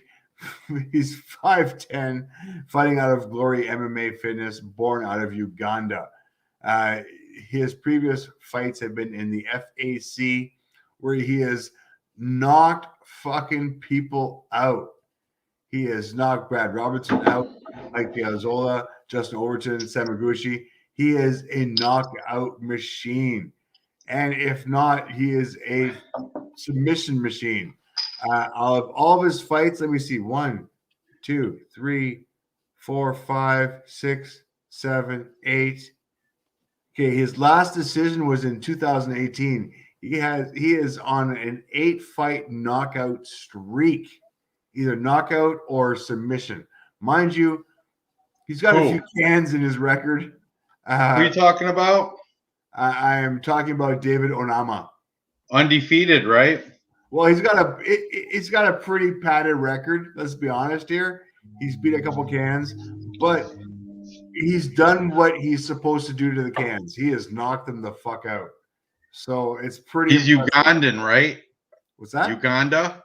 He's from Uganda. Yeah. I think he's like the first Ugandan fighter. Everybody else is like Israel Adesanya is like all those African fighters. They're not Ugandan. They're like other nations in Africa. I heard that from one of these. I like the tinfoil hat UFC PI opening up in Africa as well. This might be a guy. You said the same shit about Mexico. Yeah, and it came true. By the way, I was all over that shit, and I came kind of, sorta. I made Conejo tons of money on that shit. Conejo lost. Mexico. She's Mexican. Last week, Lupi lost. Lupi's Mexican Canadian. Yeah, I didn't bet on her. She was carrying the Canadian flag, and you know why she lost? Because the fucking height and reach. Yeah, no shit. That's the same reason. That's why not to reflect back on other fights, but that's the fucking reason why Tabitha Ricci's gonna lose. Just saying. Anyway, this fight is kind of tough because Mason Jones does have the experience and all that. But man, what's the odds? What's the odds right now? What you got? Mason Jones minus 450, David Onama plus 350. I gotta put a sprinkle on David Onama. I'm not gonna put him in parlays. No, none of that shit. But you know what? I gotta put a sprinkle on David Onama. He's undefeated. Mason Jones hasn't really proven shit to me. Who's he? What's his? Let's take a little deep look into his record. Who's he beat and who's he lost to? Give me 1 second here. Mason the Dragon Jones. Coming off a loss to Mike Davis, who was 8-2. That was Mike Davis is a beast. Yeah. He beat Adam Proctor in Cage Warriors. Adam Proctor. Yeah. Yeah, exactly. Some guy- Shrug the shoulders. Who the fuck is he? Keep going. It was 12-1. It's Cage Warriors. What do you want? I know. Well, I like Cage Warriors. That's that British. They're the equivalent of Cage Fury in Philadelphia. It's the same type of shit, except it's in England. Go ahead. 3, 4, 5, 6, 7, 8. So he was 8-0 in Cage Warriors. If you like that. Beating some decent people. What do you want? Adam Proctor, Joe McColligan, who was 6-2-1. Alexi Montekivi, who was 13-5. Donovan. You've said enough. Mason Jones hasn't beat anybody that I've known. Anybody with a name. He has not beat anybody with a name. Neither has David Onama, but David Onama hasn't lost to anybody with a name either. Who's Mason Jones lost to? I know he's got losses. Mason Jones. Just look for the red spots. Yeah, thanks, Tips. Has one loss in his last couple fights to Mike Mike Davis. January. Yeah, exactly. I know Mike Davis. I know who Mike Davis is. And he beat Mason Jones. Was a unanimous decision? Yes. As it should be. Yeah. As it should be. Things happen. Look at Ratchet. Look at Ratchet USA. $100 bet on Reecaaap. Get the fuck out of here. I'll bet you a t-shirt, bro. I bet you. I do have Cash App, though. I have Cash App. I have Venmo. We can play like that, but I'm not putting $100 bet on Maria Oliveira. Who the fuck is she? But I will bet a t-shirt on her. I got a whole drawer full of t-shirts that I've won. I'm just playing. I just started betting t-shirts, but it's fun because you never know what you're going to get. I got one. Dave, I told you, my wife told me I got a t-shirt in the mail today. Nice. So it's one from you. I think it's the one with the tiger on it. I don't know. I can't. Oh my God. I'm so sorry for that one. I apologize for that one. I'm sorry. Did you get either one of mine yet? No, not yet. But you know what? I will send you another t-shirt because that one is it was drunk by, man. I'm sorry. That's fine. That's fine. My second one was an impulse buy. The first one I made. It's a Teespring. It's from the site. It's from Ranj Capper. By the way, yeah, T-Bets. That's right, T-Bets. That's awesome. Thank you. If you want to go, how much do my t-shirts cost? On Teespring, if you search Ranj, I think it's called Ranj Capper maybe, or Capper Comparison Pick. I don't know. You can find my t-shirt. My link is to Teespring is on my channel page. If you go to my channel, there's a little box that says something. They're like $20 a piece. Not bad. 21 maybe. They're totally affordable. Dave's got one on right now. See it? Plus Money Junkie. That's one of my t-shirts. You can buy that. I had one on earlier, but I took it off to go to the bar. But anyway, yeah, they're roughly around $20. Affordable. I'm not like Fight Night Picks. I got a t-shirt from them. I got a Canadian extra large. It's really a schmedium. And it's fucking cost me $40. And it don't even fit me. I had to give it to my wife, and she don't wear it either. So I got a t-shirt from Fight Night Picks I wore this week. I wore Die Hard MMA podcast. Clint's a big boy. He's like 6'2", 220. His shirts are really the extra larges are real extra large. It's not like I'm Matt and Craig Allen. Here's our t-shirts. It's not one of those. Vlad's shirt. Vlad's got Serbian extra large. His shit is like a schmedium too. His shit. I look buff as hell because it's so tight. I'm afraid if I flex, I'm gonna rip out the fucking armpits and shit. So do I. I know. But you know what? It's personally autographed by Vlad. I'm the only Bulgarian capper with autographed T-shirt. I think you're the only Bulgarian capper. Period. But I love you, Vlad. I do love him. He's awesome. But anyway, I just fucking, you know what I mean. I love Vlad's awesome. What's next? What fight were we just talking about? The David Onama fight against. Oh yeah, Mason Mason Jones, Jones. David Onama. I'm taking the underdog. I'm taking Onama. I'm gonna sprinkle. I'm not confident, not at all. Mason Jones should win. Yeah. Do you have stats for these guys? I don't think David Onama even has stats. I don't. Let me see what I got here. Yeah, first. I don't think he has stats because he's a UFC debut guy. You can't, and he's from he's from an African scene. So you I've got got no stats nothing on for him. David Onama at all. But you know what? I know he's undefeated. And Simple Man, I was thinking about you today because I'm in your neighborhood. Where you from? You're from I keep forgetting, but it's Staten Island. You're from Staten. I'm across the street from MetLife Stadium. That's like a hop and a skip from you. And I was at the bar for fucking 5 hours today. You could have come and had a drink with me. Anyway, yeah, I'm sprinkling David Onama. I'm not confident with it, but I am gonna put like a quarter unit bet on it just cause he's a plus 300 and something underdog. Moving on, what's next up the card? Jung Young Park against Gregory Rodriguez. Iron Turtle versus RoboCop. You got this? I like this one. I like this one a lot. I'm gonna give you this one for a second. I'll be back in a second. Go ahead. I can talk about this one. So Jun Young Park, the Iron Turtle, he's coming off a majority decision win over Tefan and Chukwi, the Don in Chukwi.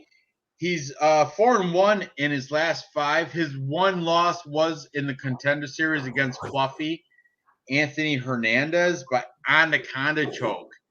But Anthony Hernandez proved he's a good submission artist, beating the black belt hunter Rodolfo Vieira. I mean, not many people can say they beat the black belt hunter. So anyway, Jun Young Park, he fights out of Korean top team. You know who fights out of there? One of my favorite fighters, Da Un Jung. I am partial on Jun Young Park because if you can't tell by my eyes, I am a half-breed Korean, and Jun Young Park is a full-breed Korean. But regardless, Jun Young Park's 13-4 as a professional. He, like I said, he's coming off that majority decision against Tefan Chukwi. Okay, Gregory Rodriguez, RoboCop, Brazilian. He does have a substantial height, 5-inch. Look at Noah Allen. RoboCop is a lock. Well, we'll see about that. We'll see about that, right? RoboCop, Gregory Rodriguez, does have 5-inch height and 3-inch reach advantage. However, I mean, the dude is Miles here? It's in my truck. Is my truck out there? No, it is out there, I think. I don't think they took it. But no, for real, if my SUV's out there, you can grab the Apple cord from there.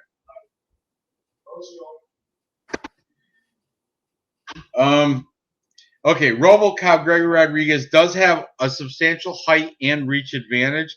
He's coming off a win against Dusko Todorovic. He's 4-1 in his last 5. However, his one loss is to Jordan Williams by punches in round 1, and that was a Contender Series loss. Not a good look. Oh, look, Noah Allen, I'll buy your T-shirt if RoboCop loses. You might as well just order it now because RoboCop's gonna lose. Anyway, I will. No, it's not. It's a very close fight. Last time I checked the odds, they were even, -110 both sides. Jun Young Park is 1 year older. He's 30 to RoboCop's 29. No age discrepancy here. I'll show you the capital comparison picks. Split Even Steven. Same amount of people picked both sides. See that? Even Perfect Parlay Pursuit, those three bros were Dan the Betman picked Robocop, the other two. So if you want to split it like that, then Jun Young Park had the majority. But as you can see, they were pretty even. Okay. I will say that RoboCop also trains out of X Gym. You know who trains out of there? Warley Elvis and Alan Patrick, who just bitched out of that Mason Jones fight. That's why they got that Ugandan beast Onamu. But anyway, Jun Young Park, the Iron Turtle. They don't call him the Iron Turtle just because that's a cute nickname. Turtles can shell up and be. You can't hurt them if they get in their shell. Jun Young Park, very durable. I don't think he's ever been knocked out. He's been submitted by like Anthony Fluffy Hernandez, Anaconda choke, but I don't think he's been knocked out. I could be wrong. I didn't study his tapology, but I'm on the Korean here. I think Jun Young Park, and I'll tell you why. Before you start, let me tell you why. Jun Young Park, his last fight that he beat Tufan Nchukwi, I mentioned this in my Capper comparison show too. He had a interview, post-fight interview, right? And they are like, whoever it was, Joe Rogan or DC or Paul Felder, I don't even know who the fuck it was, but somebody was like, "Oh yeah, I see. You used your wrestling to win that fight against Tefan Chukli and blah blah blah." And Jun Young Park in Korean, he had a translator in Korean said, "Wrestling's not even my base. Striking is my background. Striking's my base. I'm a boxer, but my wrestling's good enough that I used it in like, in Korean." So I don't know. Because of that, I think he's more well-rounded than Gregory Rodriguez. I think he can out-wrestle him. He's shown that. And when it comes to striking, Gregory Rodriguez should have the striking advantage because he's got 3-inch reach. But Jun Young Park out of Korean top team, I don't know. I'm going to go with the Korean here. It might be biased. So be it. Whatever. Call me what you want. Call me a biased. It's kind of like almost racist. And plus, Gregory Rodriguez just looks like Barack Obama, but it's fucked up, right? Does he not? He looks like a buff Barack Obama. Tell me he doesn't. Look at his tapology. I'm like, that was my ex-president. And Gregory Rodriguez also looks like he's 50 when he's only 29. But Jun Young Park looks like he's 20 and he's 30. It's just I don't know. I'm gonna go with Jun Young Park here. I'm not confident with it, but I do have it in a parlay, and I got Jun Young Park winning this fight by decision. Go ahead, what's your take on this? My degenerate gambler take is they're both minus 110. This is a coin flip. I am staying away from this, and so should you. Stay the fuck Pick away a side, from this. pussy. I'm gonna pick the old man. Pick a side. I'm picking making the a old man. fucking full card prediction. Tapology. What are you gonna do on when Tapology asks you what you're gonna the pick? old man. The old man. You're taking Rodriguez? Yeah. Or the older guy in Park? I am taking Gregory Rodriguez. Barack, call him Buff Barack. I'm taking Buff Barack. I'm taking Buff Barack, but as it stands for betting, stay the fuck away from this fight. There's no value at all. But in topology, I'm taking the old man. Good for you. I'm glad we differ on that so I can There's beat your nothing ass fucking to it. 110, not worth it. Not worth the money. It's a coin flip. Your guy might get knocked the fuck out. He really might. Who knows? I'm staying away from it. It's not worth the money. It's not worth the value. Moving on. Man. Nicole. The old man. And you know what? Gregory Rodriguez is actually a year younger than Dawoon Jung. Or I mean Jun Young Park. Sorry, Jun Young Park. Just FYI. But anyway, go ahead. What's next? Who's next? Shit. Who we got next? Next we got Nick Nigaramanu against Ike Vinalova. What did you just call Ike, me? Yo, man. Nick who? Nick what? Nicarumanu. You want to say it? You say it better than me. Come on. I want to hear you say it better than me, please. I can say I can enunciate that motherfucker like I'm teaching phonics.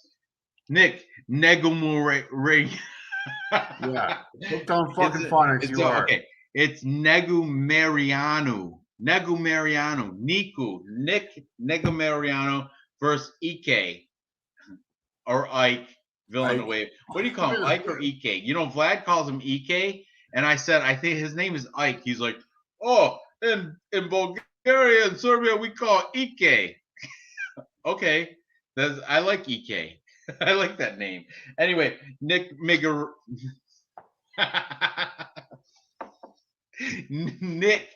Negomerianu is 10-1. So rightfully he should be the favorite because he's got, but you know what, dude?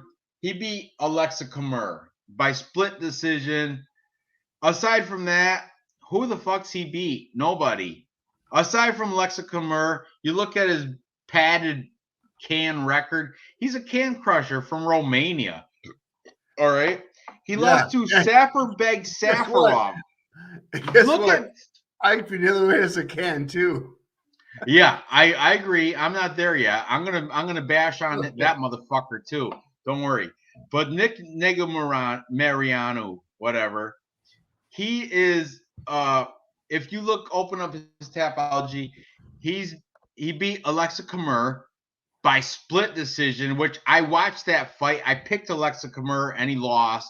I'm a little salty, but Nick Mariano, he was gassed, and it was split decision. Therefore, a judge agreed with me that he shouldn't have won. Alexa Kamur is a Golden Gloves boxer. I will give him that, but take that for what it's worth. However, Nick Negomerianu is fighting out of Romania, out of CSS Dynamo Brazov, who you can't even click that to find out who fights out of there.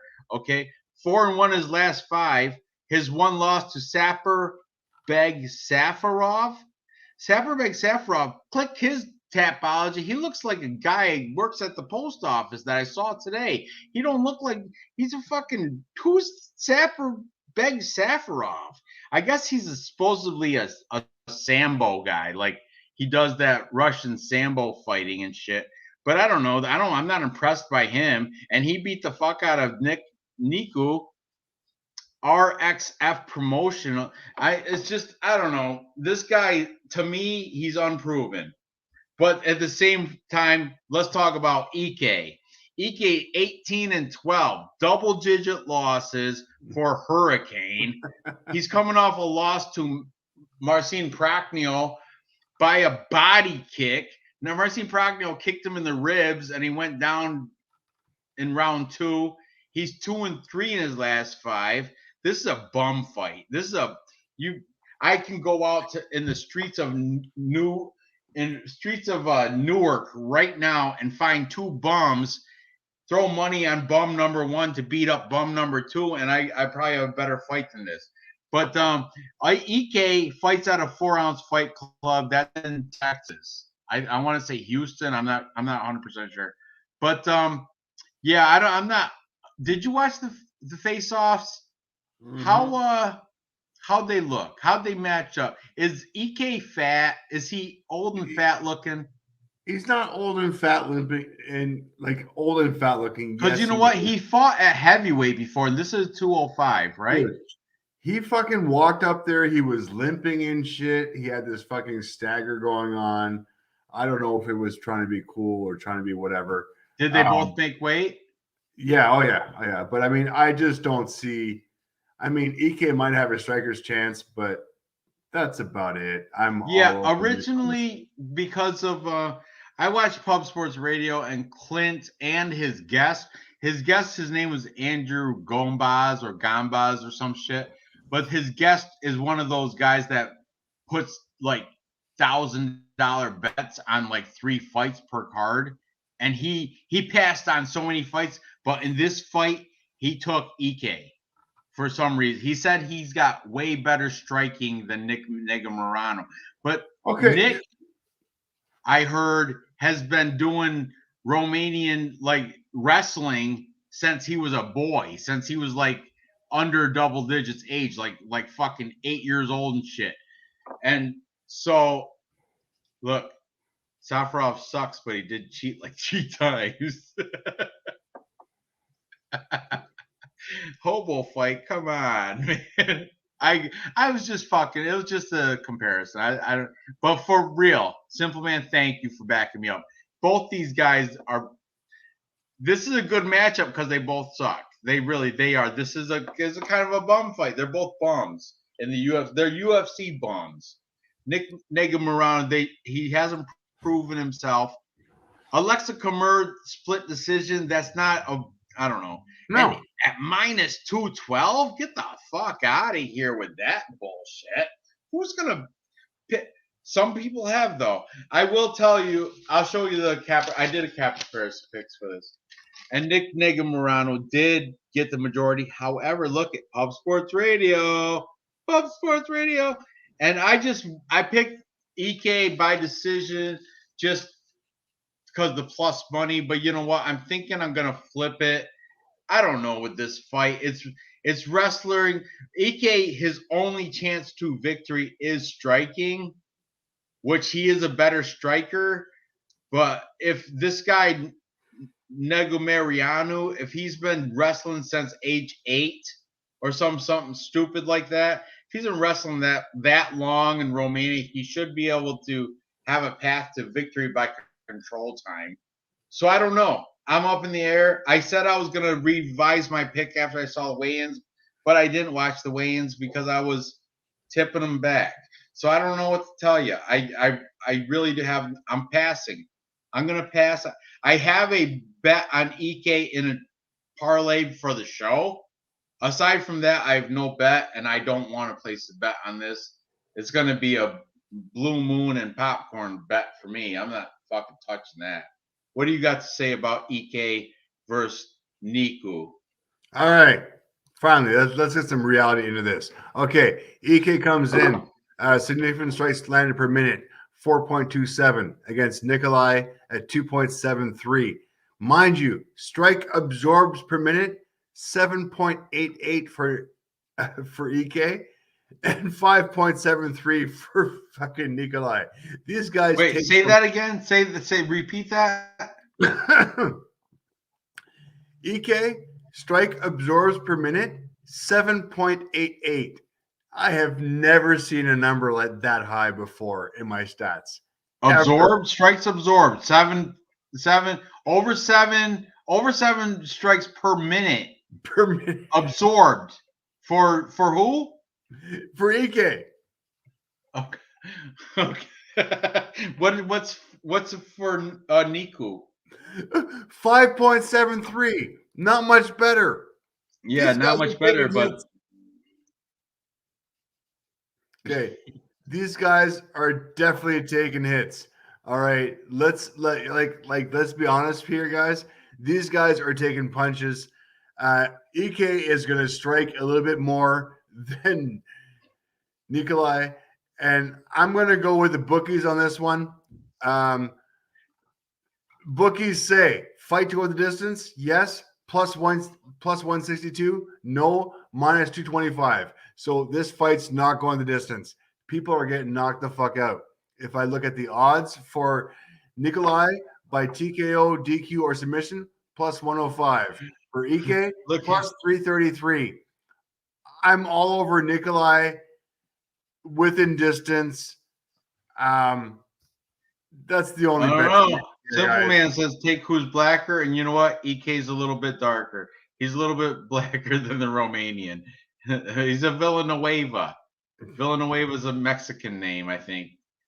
Anyway, I'm not touching this fight with a 10-foot dick. I'm not touching this fight at all. No. But tapology purposes, I already picked EK just cause he's plus money. I don't know why, but I think I'm gonna switch it to Nick Niku Negumarianu. I guess I'm gonna pick Nick in Tapology, and I'm gonna pick him by decision. He'll probably get control time because he's a wrestler. When it comes to wrestler versus striker, I always side with the wrestler because that's my background. But your By the background way, is Taekwondo, so you're gonna pick the striker usually, right? no, I am gonna pick Nick by submission round 2. By submission? Who the fuck's he submitted? Nobody. Submission round 2. Have faith. That's a fucking stupid bet, dude. Okay. Take By him the by way, TKO. Not just submission. so you know, he won. Does he have a submission on his record? Even one? He won by Bravo choke in 2018, rear naked choke in 2018. He won by, trust me, he won by armbar 2017. Okay. The guy's got submissions in his record. And Ike, I hate to say it to you, buddy, you're getting submitted tomorrow night. Good deal. Good deal, Dave. I was not aware that Niku had all those submission victories. Good. Yeah, I knew he was a grappler, but I thought it was mostly like decision type shit. All right, that's good. You know what? I don't even have my marker set up here, but I'm gonna flip my pick. I'm flipping off of Villanueva, which means like new house, if you translate it. Like Ike new house. I'm taking Nick Negumarianu.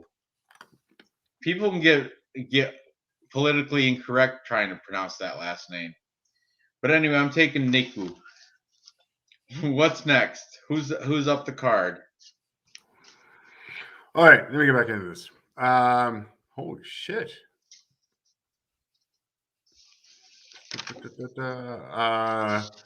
Dwight Grant, Francisco Trinaldo. All right, here we go. This is a decent one. Okay, Dwight Grant, the body snatcher. He's coming off a win against Stefan Sekulic by split decision. You don't like to see split decision. That means one of those judges picked Stefan Sekulic. Okay. Dwight Grant he used to fight out of AKA, but he left that fucking gym and went to Alliance MMA. Dwight Grant. He is 3-2 in his last 5. He has a 4-inch height advantage and a 6.5-inch reach advantage for the 37-year-old Dwight Grant. However, he's taking on Francisco Trinaldo, 43. I did mention him earlier in this show on a victory. Go ahead. Talk about Francisco, would you? What? Oh, shit. What are you doing? Is Miles here? Francisco, okay. I hate to say it. I'm going to just say all right. I'm finishing my video. I like this old man. I mean, I realize he's coming off a loss. Until I get through every fight on the fucking card, buddy. I got 3 more fights to go. I'm good. We're good. I'll be all right. Bye. Go ahead. I'm sorry. No, go ahead. Francisco, 43-year-old. I'm going with the old man on this fight, by the way. Say his nickname. What? Say his nickname. What's his nickname? His octagon name. Masandaruba. Masanranduba.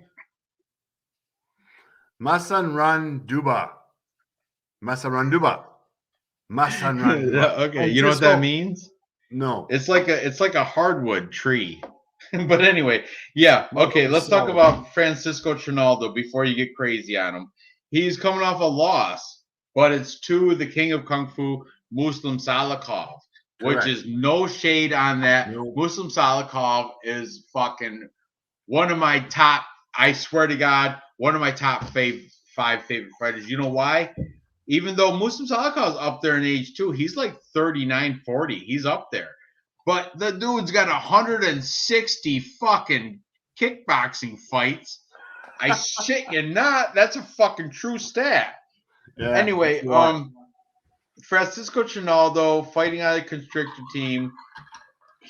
the dude, I mentioned him earlier because he beat somebody I talked about earlier. Beat him. He's 26-8, even though he's 43. And Dwight Grant is 11-3. But Dwight Grant, if you look at his Tapology, he hasn't really impressed with any of his victories. He's got 11 of them, but what's on his Tapology? Who's he beat? Dwight Grant.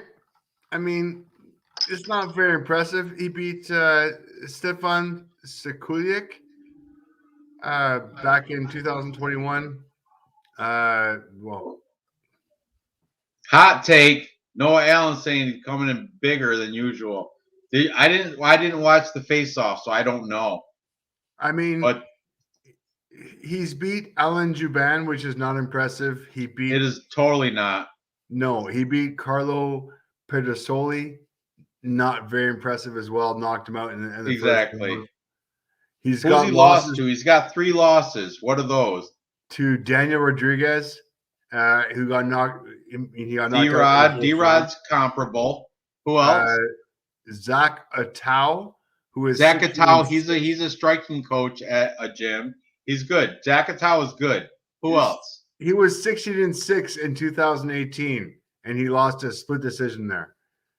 And before that, we got Chase Owens back in 2011, which doesn't count. So he's only got 2 losses. I'm with you, Dave, on this. I'm taking Francisco Trinaldo. I don't care if he's 43 and Dwight Grant's 37. That 37 is no spring chicken. They're both out of their prime. But Francisco Trinaldo is durable. He's got jaw. He got iron jaw.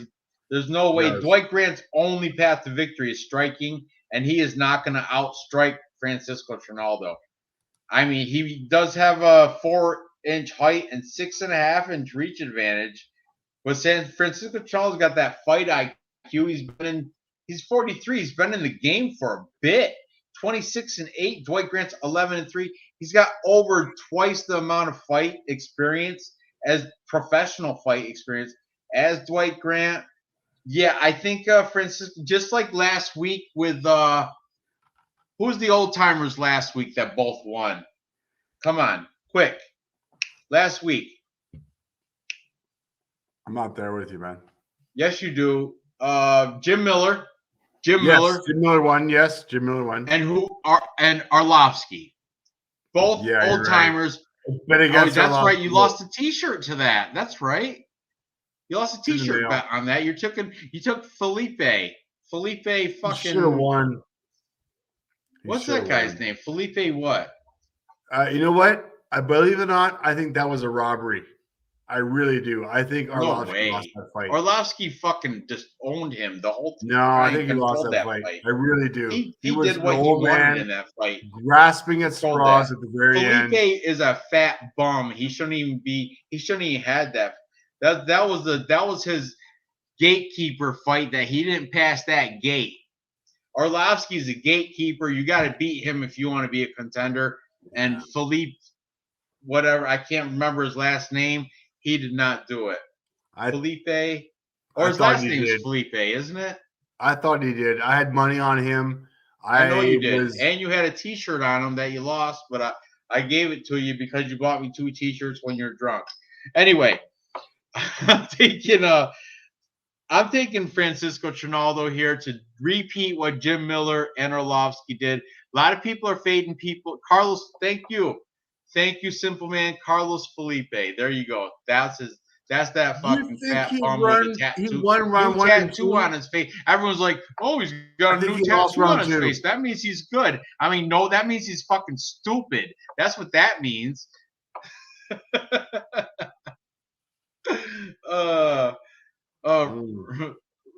think you lost round 2. T-shirt bet on Reecaaap. I win. I get a shirt. You win. What do you want? No, if I win, just buy a T-shirt. Buy one of my T-shirts, and we're good. Just buy from Teesprings. Hit the link in my channel. We're good. And then send it to me. Okay. What? And then send it to me. Whatever. No, do whatever you want. Just buy it because I'll get the little profit from it. Not a lot of profit, Francisco. Yeah, we're both on Francisco. Done deal. over Dwight Grant. He's not really all he's put out to be. Next Alex Caceres, Sungwoo Choi. We got to get a move on because it is. Let's go. Okay. Sungwoo Choi, Sting. You know, Sungwoo Choi is a fucking beast. He is a coach over at MLB Training Center. He is a world champion in Muay Thai, especially South Korean. Some people say it's South Korean champion. Other people say world champ. It don't matter. He's a champion in Muay Thai. Alex Caceres is a champion at nothing. He's a champion at beating people that shouldn't be in the UFC. He beat Kevin Kroom. He beat that Hooper kid, what's his name? Chase Hooper. Chase Hooper got nothing except for ground game. He lays right on his back. He don't even strike. He just falls on his back and says, "Come wrestle me," because that's my only path to victory. I think Luke from Perfect Parlay Pursuit can fucking beat Chase Hooper. I'm not fucking lying either. Fuck Chase Hooper. Anyway, Alex Caceres, he's 4-1, but like I said, his 4 wins against people that should not be in the UFC. His one loss was to Crone Gracie. His last name's Gracie, so that's expected. Anyway, Alex Caceres, Bruce Leroy, who he don't even look like Bruce Leroy. He looks, I don't know, but whatever. He fights. The good thing about Alex Caceres, he fights out of MMA Lab, which is a good gym. There's Sugar Shane O'Malley fights out of there. My hot boy Kyler Phillips, he fights out of there. Jared Cannonier and Brian Barberena all fight out of MMA Lab. MMA Lab in Glendale, Arizona is a good facility. Sungwoo Choi fights out of Korea, so you don't really know any of those people. But he don't only fight out of there. He's the fucking paid coach. He's a coach in Korea. They don't just hand that job out. You have to earn that. And he's a world fucking champion in Muay Thai, kickboxing. And he's got 2-inch height, 1-inch reach advantage. He just knocked the shit out of Juicy J. Julian Erosa, ground and pound round 1. He's 3-2 in his last 5. The 2 losses, you can't shade on them because there was his UFC debut. I don't particularly remember who he lost to, but I remember when I was reading, I'm like, that's not a bad loss. Whatever. What, you got Tapology up? Who cares? Who's Choi? Next. Pass. Okay, good. Tapology. Good enough. Fucking move on. All right, what's next? Everybody's on board with Choi, right? We all good? Noah, we good? Hold on. Noah's got a good one. Alex Caceres reminds me of a 40-year-old who's still stuck at the kids' table. Yes, like Thanksgiving dinner. Like my brother Marcus. My brother Marcus chooses to sit with the kids' table. He's like 40, and he's like, I'm going to eat in here. And I'm going to sit with all the kids. It's just funny. I love it. The 40-year-old sits as a good analogy, Noah Allen. Good job, man. Moving on. Jessica Rose Clark versus Jocelyn Edwards. Oh, this one's a fucker. This one, I want to shoot myself in the neck when I think about this one. Because this one, I flip-flop.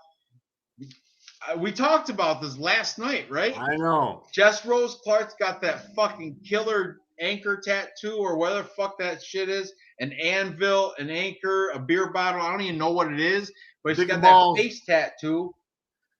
What is it? Is it an anchor? Is it a beer bottle? Is it a fucking anvil? Is it a middle finger? I don't know what the fuck it is. But she wears it good because she's got a killer body with killer abs. Jocelyn Edwards, tall, lengthy black girl. The thing is, Jocelyn Edwards, she's got 3-inch height, 3-inch reach for La Pantera, who shares her nickname with Antonina Shevchenko, which I don't like when people copy nicknames. I don't like that. But still doesn't mean she's going to lose the fight. They have a common opponent in Sarah Alpar, who Sarah Alpar is a laughing stock to women's MMA. But Jessica Rose Clark knocked out Sarah Alpar, TKO round 3. Jocelyn Edwards beat her also. No, Jocelyn Edwards lost to her. Jocelyn Edwards lost to Ariel Alpar by decision. She's 3-2 in her last 5. Jocelyn Edwards, Panamanian. She shouldn't win this fight because Jessica Rose Clark is prettier. She's Australian. She fights out of 10th Planet Jiu-Jitsu Vegas. But let me tell you something. 10th Planet Jiu-Jitsu in Vegas, that's 1 out of 40 fucking 10th Planet schools. The main ones in California, there's 40 of those schools. I shit you not. I counted them on Tapology. There's 40 fucking schools. She just happens to train out of one that's called 10th Planet. That means Eddie Bravo's collecting the weekly paycheck from the fucking people that train there. You know, the monthly subscribers that train. You know, I used to be a monthly BJJ trainer. And it cost me $300 a month to go fucking train BJJ at fucking Balance Studios in Philadelphia. That check went to Phil Miguel-Reese. But I'm saying Eddie Bravo's getting that times 40 from fucking however many people, including the one in Vegas, which probably it's got literally 5 pro fighters, which I've only heard of Jesse Jess. The rest of them are not even pros. They're like amateurs. They're pros on the regional scene, but really, it's a fucking joke of a school. Anyway, I'm not bashing 10th Planet BJJ, but unless you're from the one in California, you're not really from it. You know what I'm saying? You're not getting the fucking instruction from Eddie Bravo. He's just collecting the paycheck because it's called 10th Planet. I'm not enough of my rant. Jess Rose Clark is 33. Jocelyn Edwards is 26. Jess Rose Clark is 3 inches shorter and has 3 inches less reach. Jess Rose Clark is not active. Jocelyn Edwards just fought Carol Rosa. Carol Rosa to unanimous decision. And Carol Rosa is, in my opinion, top 5 in bantamweight females. I love Carol Rosa. Rosa, I don't care how you spell it, but she knows how to she's well balanced. Her specialty is BJJ, but she's well balanced. She can strike too. Anyway, Jocelyn Edwards, underdog. I got to take underdog odds against Jessica Rose Clark because aside from the face tattoo and being from Australia, she's not really, I don't see where she's got the plus. I don't see where she's got the advantage over Jocelyn Edwards. Prove me wrong. Give me some stats, something. Tell me some stats that will have me leaning Jess Rose Clark over Jocelyn Edwards. Can you do that? Nope. Not gonna do it. You can't, right? You look the stats up, right? Jessica Rose Clark going up a weight class. She usually fights 125. Now she's fighting 135. She is coming in with a 6-inch reach disadvantage. Ow! I thought it was 3-inch. What, 6-inch? Even better. Go ahead. Keep going. I know. And going up a weight class. Not too many fights to go off of on Edwards. I've only got 2 fights. But strike landed per minute, 4.20 for Edwards, 4.68 for Clark. Pretty similar. Strikes absorbed per minute, 3.83 compared to 3.98. Very similar. I'm going Edwards here, man. I'm sorry. I'm going. Don't be sorry. Parlays. You're picking the right side. No parlays, but definitely Edwards at plus 140. I'll throw in half a unit for fun. Yeah, I'm throwing half a unit for profit. Anyway, yeah, Jessica Rose Clark, she wins on pretty. She wins on beauty. She's very attractive in my opinion. She's more attractive, but that doesn't win fights. I got Jocelyn Edwards she's the bigger girl and she's more active and yeah, I'm taking Jocelyn Edwards. I'm kind of confident on that too. Moving on. I know Rose looks in good shape, but looks isn't all that. You know what? Jocelyn Edwards looks in good shape too. Face-offs, I'm sure I didn't watch them, but I'm sure they both look great, right? Yeah. In face-offs. Yep. They were all good. I mean, but You know the what? height advantage, Ugly as shit fighters win fights. Verna height Jandiroba is advantage like and the the reach ugliest advantage. female fighter, and she kicks everybody's ass. Jessica Andrade, she's not pretty. She's handsome. You know, Amanda Nunes is dog ugly. I think she's like one of the ugliest. And look at her. She's a beast. Valentina Shevchenko, she's fucking fabulous, but she's not pretty. She's just average. She's like a 6 on a scale of 1 to 10. I'm shit you not. She's not. Look at. I follow her on Instagram. I'm like, look at this corny bitch with her fucking socks and her sandals. Get the fuck out of here with that bullshit. I'm just saying, you can't go by prettiness when it comes to fighting. Prettiness is no factor when it comes to a fight. No. You know, the ugly girls, that's all they got is fight. They can't go like who's the one Roxanne Modafferi. Ugly. She's ugly. Lesbian, ugly, horrible. Definition of fucking MMA fighter. This is a fatter ass theory. That's correct. You know what? I picked Norma Dumont last week because she got a fatter ass and she come out the victor. I shit you not, for real. Because the hips, there's a lot in the hips when it comes to fucking fighting. There's hip movement is good, and the hips, the thick hips, that's good. But for real, I mean, for real, you can't pick girls because they're prettier. You can't, because that has nothing to do with. Look, I'll give you a perfect example. Rachel Ostovich, beautiful, sucks at a fight as a fighter. Sucks. She's fucking horrible as a fighter. Fade her every time you get. But you know what? When it comes to a beauty pageant, she'll probably beat every girl in the UFC. Rachel Ostovich, you know. She got the whole full body. She's beautiful. Big boobs and everything. Yep. She does kind of look transy. She looks kind of like a trans. All right. But the thing is, you know what? A lot of these girls look like ex-girlfriends of mine too. Lupe Godinez looks like an ex-girl of mine that told me that I never want kids. I want to stay childless for the rest of my life. And then she cheated on me and had a kid with a guy. I don't know. But anyway, I'm sorry to get off topic. Let's move on. We got Grant Dawson, Ricky Glenn next, right? Grant Dawson, Ricky Glenn. You want to take it over? We covered this last night, but we're going to do it again real quick. Ricky Glenn, he changed his name from Rick Glenn because of something about his dad's girlfriend growing up was also named Ricky. I'm not talking about LBGT gay. I'm not talking about that shit. but anyway, excuse me.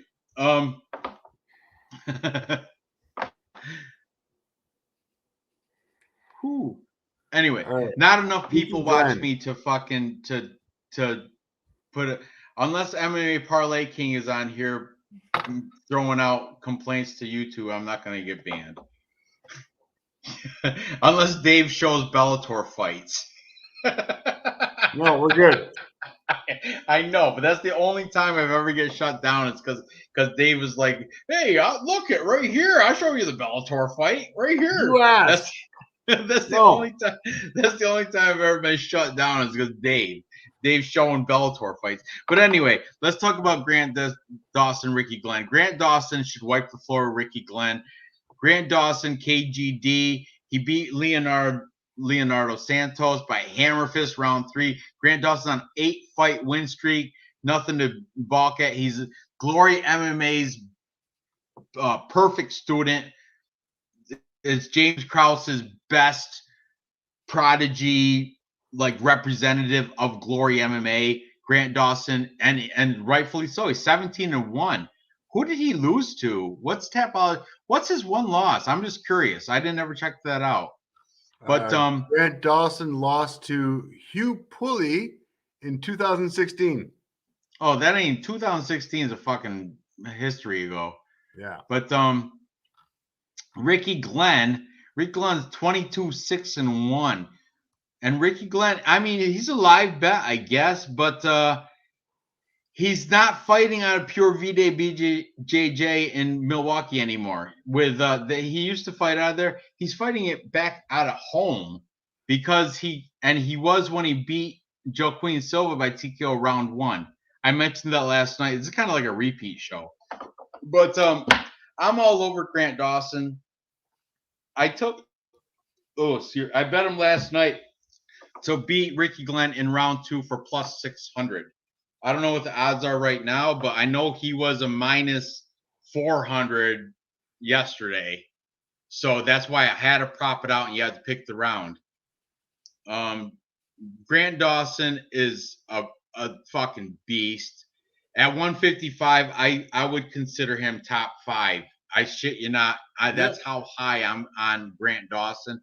I think he's a contender. I think one day he might be able to hold that. Well, he's not going to ever get past Piotr Jan, but 155, he should be able to come close to holding that belt someday. What do you got to say about this fight? Ricky Glenn. Dawson's same thing. Gatekeeper Grant Dawson, right? You're all over Grant Dawson? He's going to be gatekeeper for years to come. He's minus 400 on the odds. If you want to put him in a parlay, yeah. But I mean, he's got to fight somebody good, like maybe like a Rafael Fiziev or something like not Ricky Glenn. Ricky Glenn. People are like, somebody in my comments, Illinois Bigfoot. That's who it was. Illinois Bigfoot said Ricky Glenn's going to beat this guy because he's got cold as ice face-offs. And I didn't see his face-off, but you know what? That face-off, that's a bare minimum of. It's the weigh-ins if you see him sucked out, but looking tough against the opponent at face-offs, making crazy eyes, that's just an act. Who gives a fuck? Okay. Anyway. You want some stats that matter on this one? Yeah. Okay. Stats that matter on this one. Grant Dawson, takedown average per fight, 3.44. Ricky Glenn, 0.66. This is going to be a takedown fight. I hate to say it, guys. It's going to the ground. It's not going to be pretty. It's going to be a ground and pound or decision.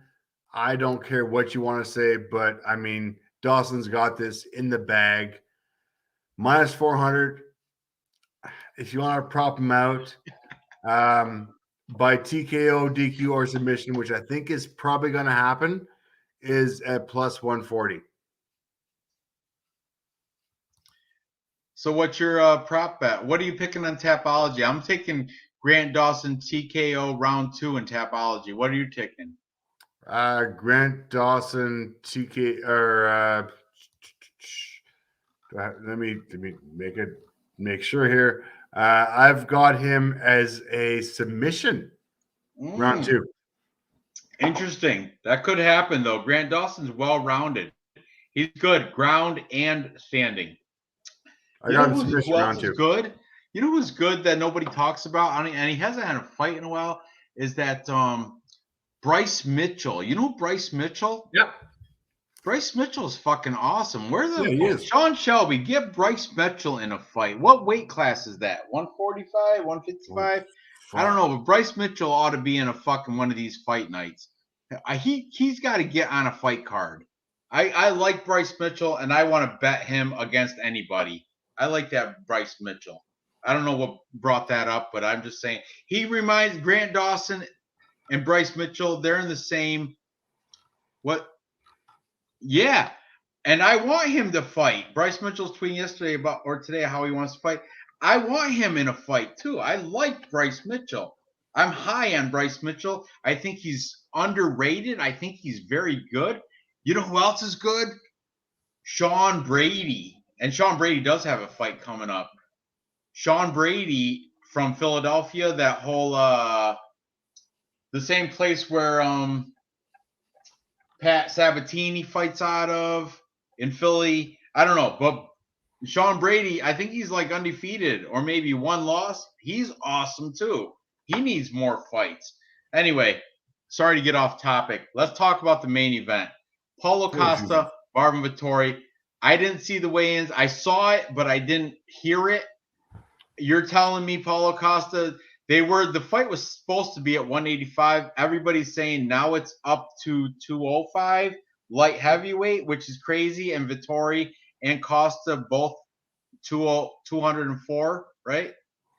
The original fight was scheduled for 175 back in the day.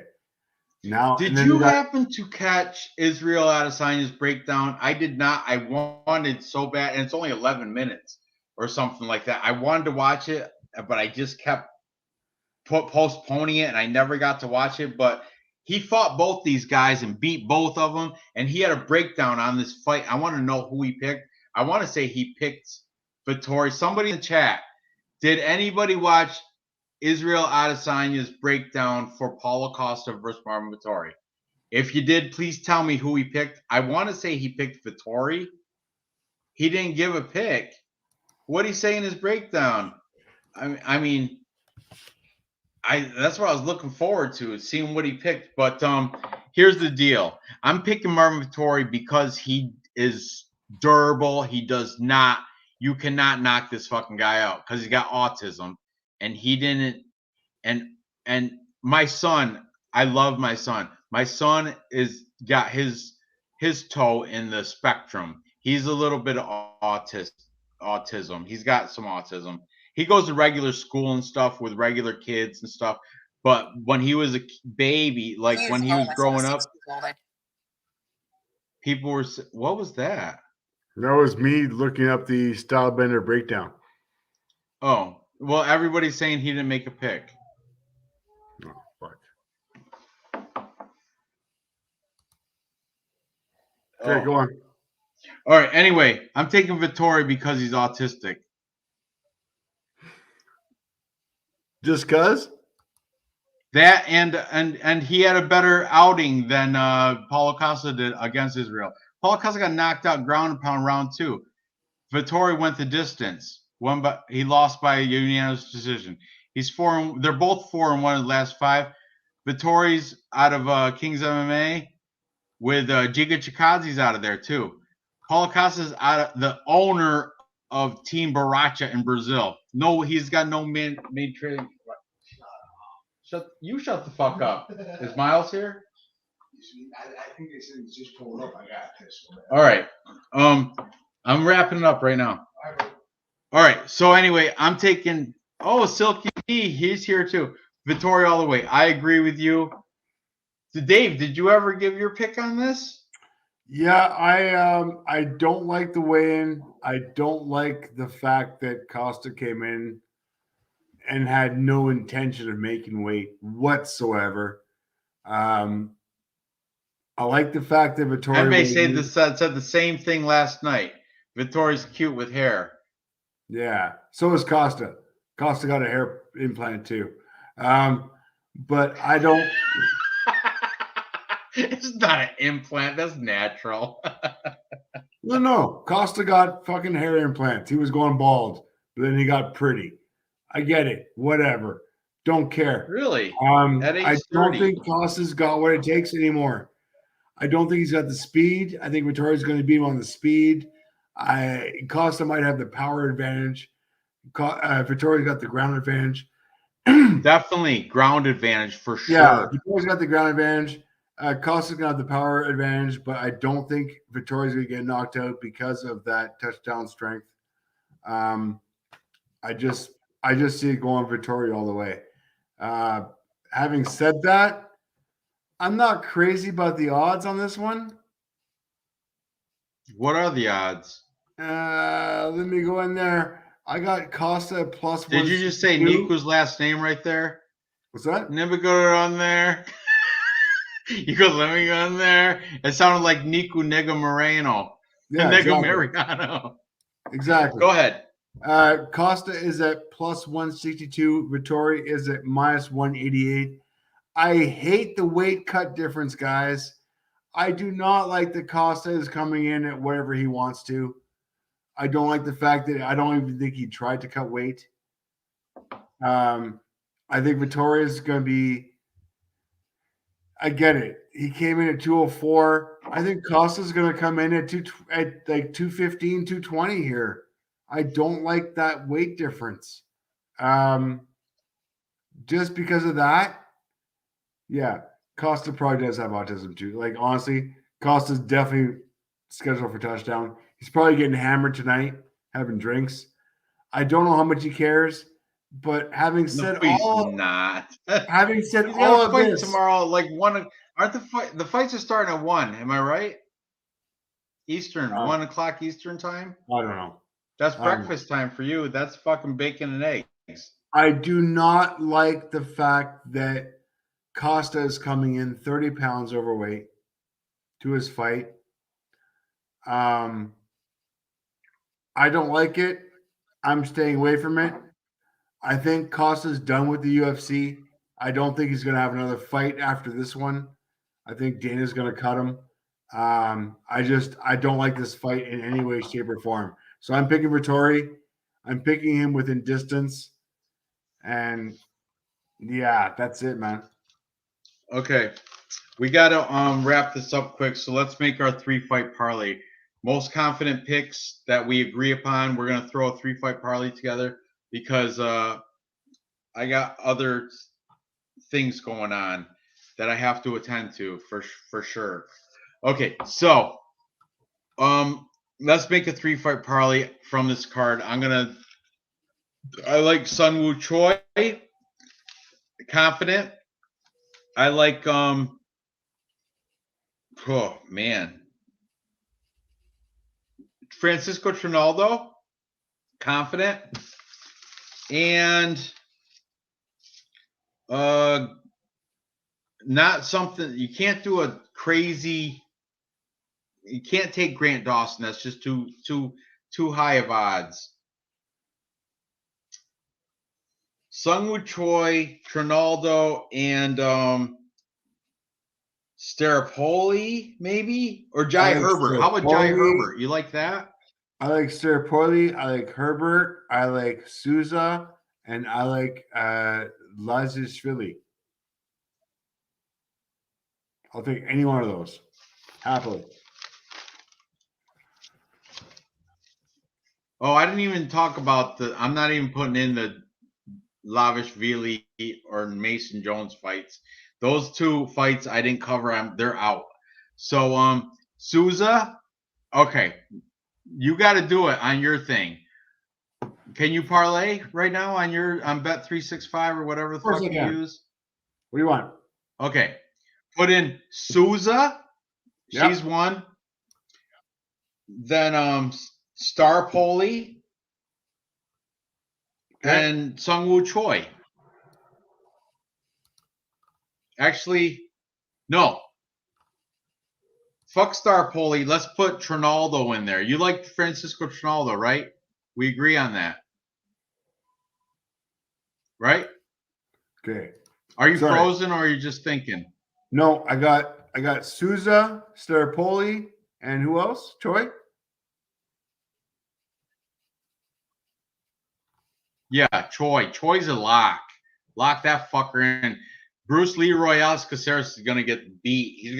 Might not get knocked out, but he's definitely gonna get beat. Sungwoo Choi's a beast. All right. So Souza, Staropoli, and Choi comes in at plus 222. Oh, that's weak. That's weak. All right, let's make that better. Sungwoo Choi's a minus 280. Let's scrap him. Trinaldo, Souza, and Jai Herbert. Let's run those 3. Look at Mbe saying don't bet on Souza. She might be onto something. Okay, Trinaldo, Jai Herbert. I want a good odds though.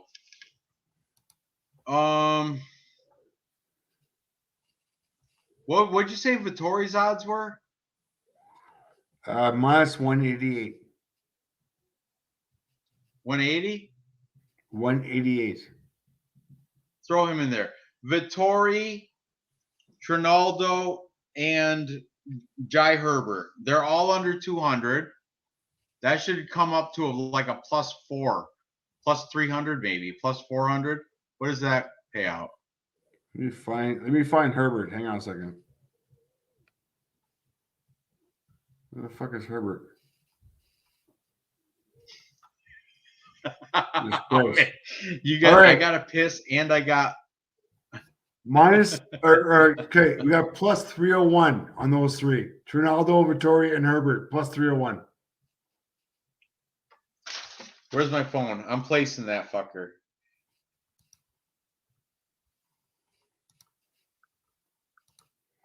Okay. 1 unit.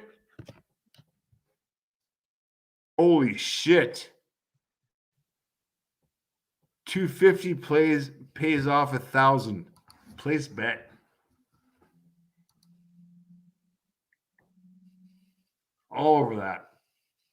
Good bet. Okay.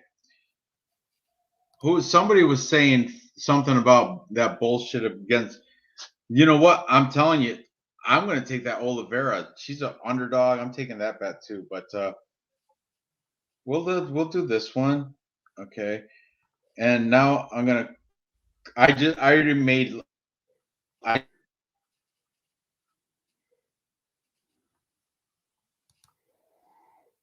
think we lost Ranj, guys.